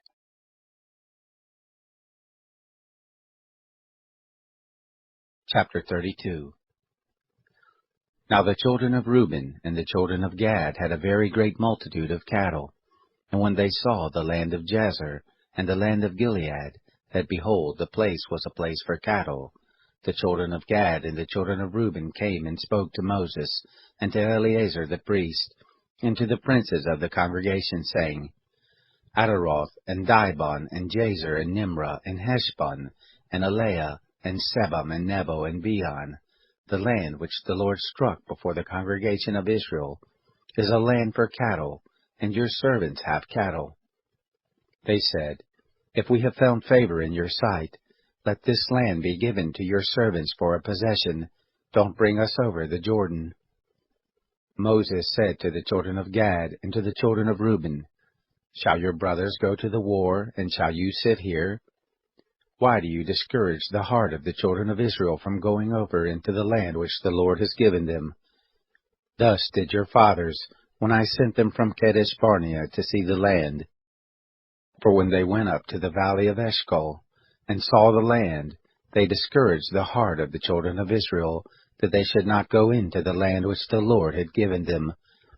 The Lord's anger was kindled in that day, and he swore, saying, Surely none of the men who came up out of Egypt, from 20 years old and upward, shall see the land which I swore to Abraham, to Isaac, and to Jacob, because they have not wholly followed me, save Caleb the son of Jephunneh the Kenizzite, and Joshua the son of Nun, because they have wholly followed the Lord. The Lord's anger was kindled against Israel, and he made them wander back and forth in the wilderness 40 years, until all the generation who had done evil in the sight of the Lord was consumed. Behold, you are risen up in your father's place, an increase of sinful men, to augment yet the fierce anger of the Lord toward Israel. For if you turn away from after him, he will yet again leave them in the wilderness, and you will destroy all this people. They came near to him and said, We will build sheepfolds here for our cattle, and cities for our little ones. But we ourselves will be ready armed to go before the children of Israel, until we have brought them to their place, and our little ones shall dwell in the fortified cities, because of the inhabitants of the land. We will not return to our houses, until the children of Israel have inherited every man his inheritance. For we will not inherit with them on the other side of the Jordan and forward, because our inheritance has fallen to us on this side of the Jordan eastward. Moses said to them, If you will do this thing, if you will arm yourselves to go before the Lord to the war, and every armed man of you will pass over the Jordan before the Lord, until he has driven out his enemies from before him, and the land is subdued before the Lord, then afterward you shall return, and be guiltless towards the Lord and towards Israel, and this land shall be to you for a possession before the Lord. But if you will not do so, behold, you have sinned against the Lord, and be sure your sin will find you out. Build cities for your little ones, and fold for your sheep, and do that which has proceeded out of your mouth. The children of Gad and the children of Reuben spoke to Moses, saying, Your servants will do as my Lord commands. Our little ones, our wives, our flocks, and all our cattle shall be there in the cities of Gilead. But your servants will pass over, every man who is armed for war before the Lord to battle, as my Lord says. So Moses gave charge concerning them to Eleazar the priest, and to Joshua the son of Nun, and to the heads of the fathers' houses of the tribes of the children of Israel. Moses said to them, If the children of Gad and the children of Reuben will pass with you over the Jordan, every man who is armed to battle before the Lord, and the land shall be subdued before you, then you shall give them the land of Gilead for a possession. But if they will not pass over with you armed, they shall have possessions among you in the land of Canaan. The children of Gad and the children of Reuben answered, saying, As the Lord has said to your servants, so we will do. We will pass over armed before the Lord into the land of Canaan, and the possession of our inheritance shall remain with us beyond the Jordan. Moses gave to them, even to the children of Gad and to the children of Reuben, and to the half-tribe of Manasseh the son of Joseph, the kingdom of Sihon, king of the Amorites, and the kingdom of Og, king of Bashan, the land, according to the cities of it with their borders, even the cities of the land round about. The children of Gad built Dibon, and Ataroth, and Aroer, and Atrothshaphan, and Jazer, and Jogbehah, and Beth-Nimrah, and Beth-Haran, fortified cities, and folds for sheep. The children of Reuben built Heshbon, and Elelah, and Kiriathaim, and Nebo, and Baal-Meon, their names being changed, and Sibnah, and they gave other names to the cities which they built. The children of Machir the son of Manasseh went to Gilead and took it, and dispossessed the Amorites who were there. Moses gave Gilead to Machir the son of Manasseh, and he lived there. Jair the son of Manasseh went and took its towns, and called them Havoth-Jair. Nobah went and took Kenath and the villages, and called it Nobah, after his own name. Chapter 33. These are the journeys of the children of Israel, when they went forth out of the land of Egypt by their host under the hand of Moses and Aaron. Moses wrote their goings out according to their journeys by the commandment of the Lord. And these are their journeys according to their goings out. They traveled from Ramses in the 1st month, on the 15th day of the 1st month. On the next day after the Passover, the children of Israel went out with a high hand in the sight of all the Egyptians, while the Egyptians were burying all their firstborn, whom the Lord had struck among them. On their gods also the Lord executed judgments. The children of Israel traveled from Ramses and encamped in Succoth. They traveled from Succoth and encamped in Etham, which is in the edge of the wilderness.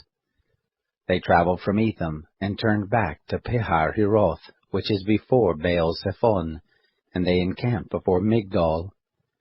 They traveled from before Hahiroth and passed through the midst of the sea into the wilderness, and they went 3 days' journey into the wilderness of Etham, and encamped at Marah. They traveled from Marah and came to Elam, and in Elam were 12 springs of water and 70 palm trees, and they encamped there. They traveled from Elam and encamped by the Red Sea. They traveled from the Red Sea and encamped in the wilderness of Sin. They traveled from the wilderness of Sin and encamped in Dophkah. They traveled from Dophkah and encamped in Alush. They traveled from Alush and encamped in Rephidim, where there was no water for the people to drink. They traveled from Rephidim and encamped in the wilderness of Sinai.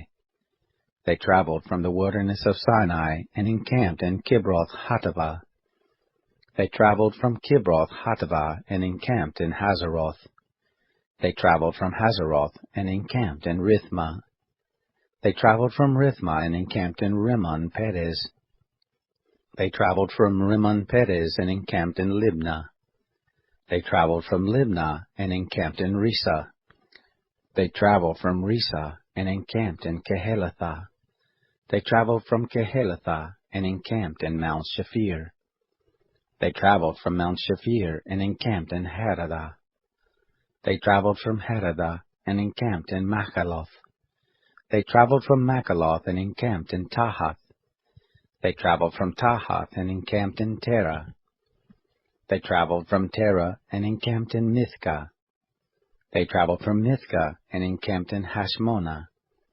They traveled from Hashmonah and encamped in Moseroth. They traveled from Moseroth and encamped in Ben-Jaakan. They traveled from Ben-Jaakan and encamped in Hor-Hagadad.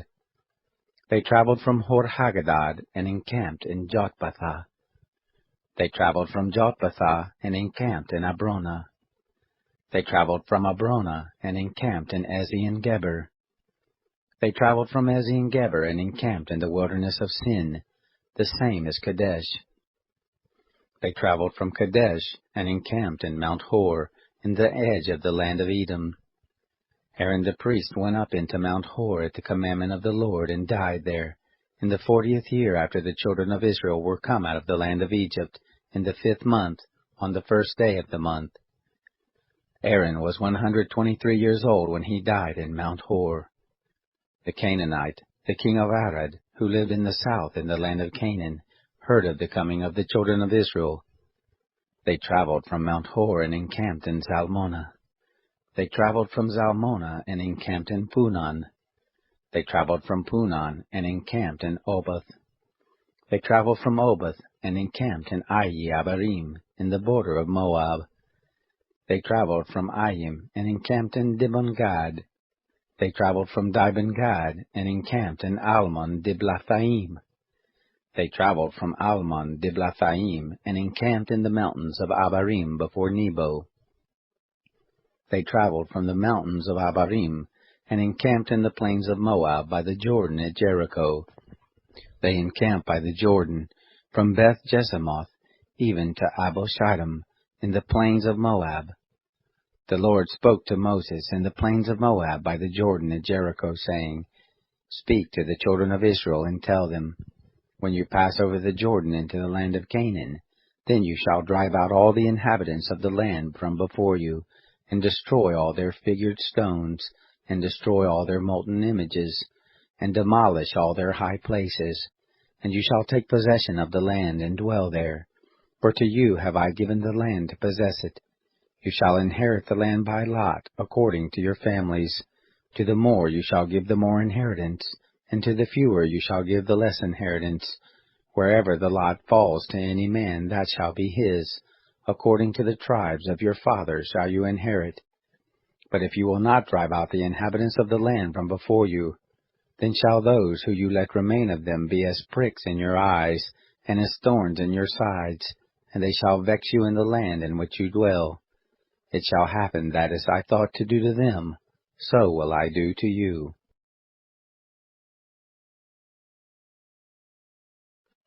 Chapter 34. The Lord spoke to Moses, saying, Command the children of Israel, and tell them, When you come into the land of Canaan, this is the land that shall fall to you for an inheritance, even the land of Canaan according to its borders. Then your south quarter shall be from the wilderness of Sin, along by the side of Edom, and your south border shall be from the end of the salt sea eastward. And your border shall turn about southward of the ascent of Akbaravim, and pass along to Sin, and the goings out of it shall be southward of Kadesh Barnea, and it shall go forth to Hazar Adar, and pass along to Asmon. And the border shall turn about from Asmon to the brook of Egypt, and the goings out of it shall be at the sea. For the western border you shall have the great sea, and the border, this shall be your west border. This shall be your north border. From the great sea you shall mark out for you Mount Hor. From Mount Hor you shall mark out to the entrance of Hamath. And the goings out of the border shall be at Zedad. And the border shall go forth to Ziphron. And the goings out of it shall be at Hazar Enan. This shall be your north border. You shall mark out your east border from Hazar Enan to Shephem. And the border shall go down from Shephem to Riblah, on the east side of Ain.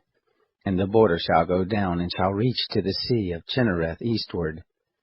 And the border shall go down to the Jordan, and its goings out shall be at the salt sea. This shall be your land according to the borders of it round about. Moses commanded the children of Israel, saying, This is the land which you shall inherit by lot, which the Lord has commanded to give to the 9 tribes, and to the half-tribe. For the tribe of the children of Reuben according to their fathers' houses, and the tribe of the children of Gad according to their fathers' houses, have received, and the half-tribe of Manasseh has received their inheritance. The 2 tribes and the half-tribe have received their inheritance beyond the Jordan, at Jericho eastward toward the sunrise. The Lord spoke to Moses, saying, These are the names of the men who shall divide the land to you for an inheritance: Eleazar the priest, and Joshua the son of Nun. You shall take 1 prince of every tribe, to divide the land for inheritance. These are the names of the men. Of the tribe of Judah, Caleb the son of Jephunneh. Of the tribe of the children of Simeon, Shemuel the son of Ammihud. Of the tribe of Benjamin, Eladad the son of Chislon. Of the tribe of the children of Dan, a prince, Bukai the son of Joglai. Of the children of Joseph, of the tribe of the children of Manasseh, a prince, Haniel the son of Ephod. Of the tribe of the children of Ephraim, a prince, Kemuel the son of Shiftan. Of the tribe of the children of Zebulun, a prince, Elzaphon the son of Parnak. Of the tribe of the children of Issachar, a prince, Paltiel the son of Azan. Of the tribe of the children of Asher, a prince, Ahihud the son of Shalomai. Of the tribe of the children of Naphtali, a prince, Pedahel the son of Ammihud. These are they whom the Lord commanded to divide the inheritance to the children of Israel in the land of Canaan. Chapter 35. The Lord spoke to Moses in the plains of Moab by the Jordan at Jericho, saying, Command the children of Israel, that they give to the Levites of the inheritance of their possessions, cities to dwell in, and suburbs for the cities round about them shall you give to the Levites. The cities shall they have to dwell in, and their suburbs shall be for their cattle, and for their substance, and for all their animals. The suburbs of the cities which you shall give to the Levites shall be from the wall of the city, and outward 1,000 cubits round about. You shall measure outside of the city for the east side 2,000 cubits, and for the south side 2,000 cubits, and for the west side 2,000 cubits, and for the north side 2,000 cubits, the city being in the middle. This shall be to them the suburbs of the cities. The cities which you shall give to the Levites, they shall be the 6 cities of refuge, which you shall give for the manslayer to flee to, and besides them you shall give 42 cities. All the cities which you shall give to the Levites shall be 48 cities. Them shall you give them with their suburbs. Concerning the cities which you shall give of the possessions of the children of Israel, from the many you shall take many, and from the few you shall take few. Every one according to his inheritance which he inherits shall give of his cities to the Levites. The Lord spoke to Moses, saying, Speak to the children of Israel, and tell them, When you pass over the Jordan into the land of Canaan, then you shall appoint you cities to be cities of refuge for you, that the manslayer, who kills any person unwittingly, may flee there. The cities shall be to you for refuge from the avenger, that the manslayer not die, until he stands before the congregation for judgment. The cities which you shall give shall be for you 6 cities of refuge.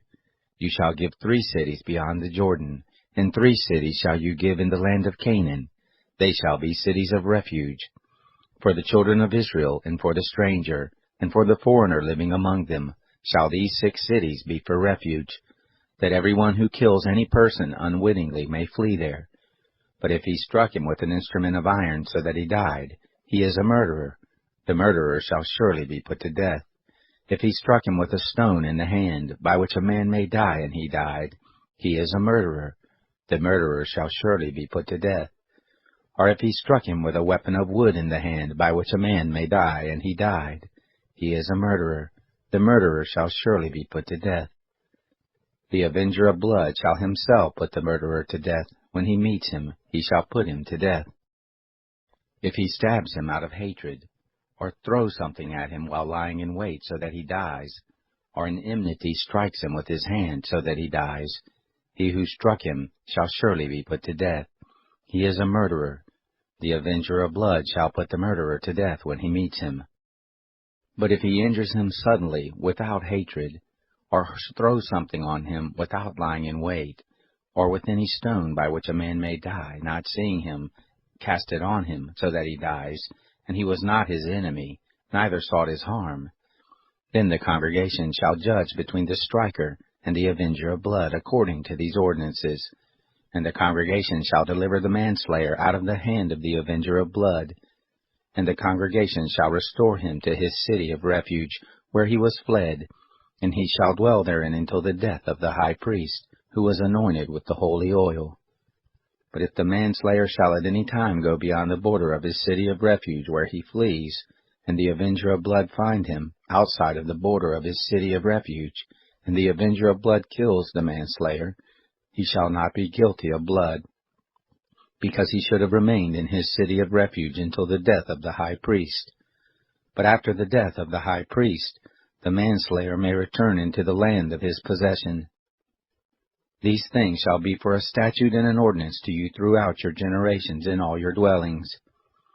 Whoever kills any person, the murderer shall be slain at the mouth of witnesses. But one witness shall not testify against any person that he die. Moreover, you shall take no ransom for the life of a murderer who is guilty of death, but he shall surely be put to death. You shall take no ransom for him who is fled to his city of refuge, that he may come again to dwell in the land until the death of the priest. So shall you not pollute the land in which you are. For blood, it pollutes the land, and no expiation can be made for the land for the blood that is shed in it, but by the blood of him who shed it. You shall not defile the land which you inhabit, in the midst of which I dwell, for I, the Lord, dwell in the midst of the children of Israel.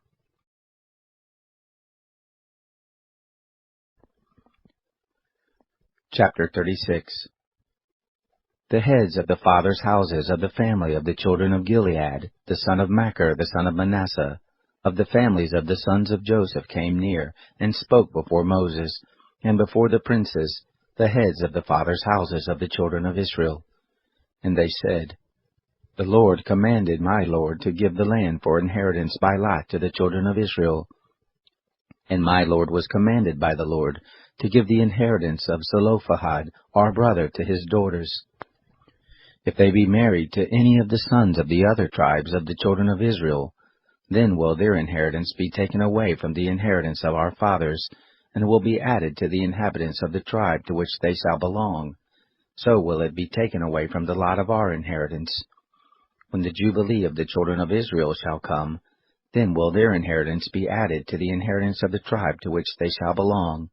So will their inheritance be taken away from the inheritance of the tribe of our fathers. Moses commanded the children of Israel according to the word of the Lord, saying, The tribe of the sons of Joseph speaks right. This is the thing which the Lord does command concerning the daughters of Zelophehad, saying, Let them be married to whom they think best, only into the family of the tribe of their father shall they be married. So shall no inheritance of the children of Israel remove from tribe to tribe, for the children of Israel shall cleave every one to the inheritance of the tribe of his fathers.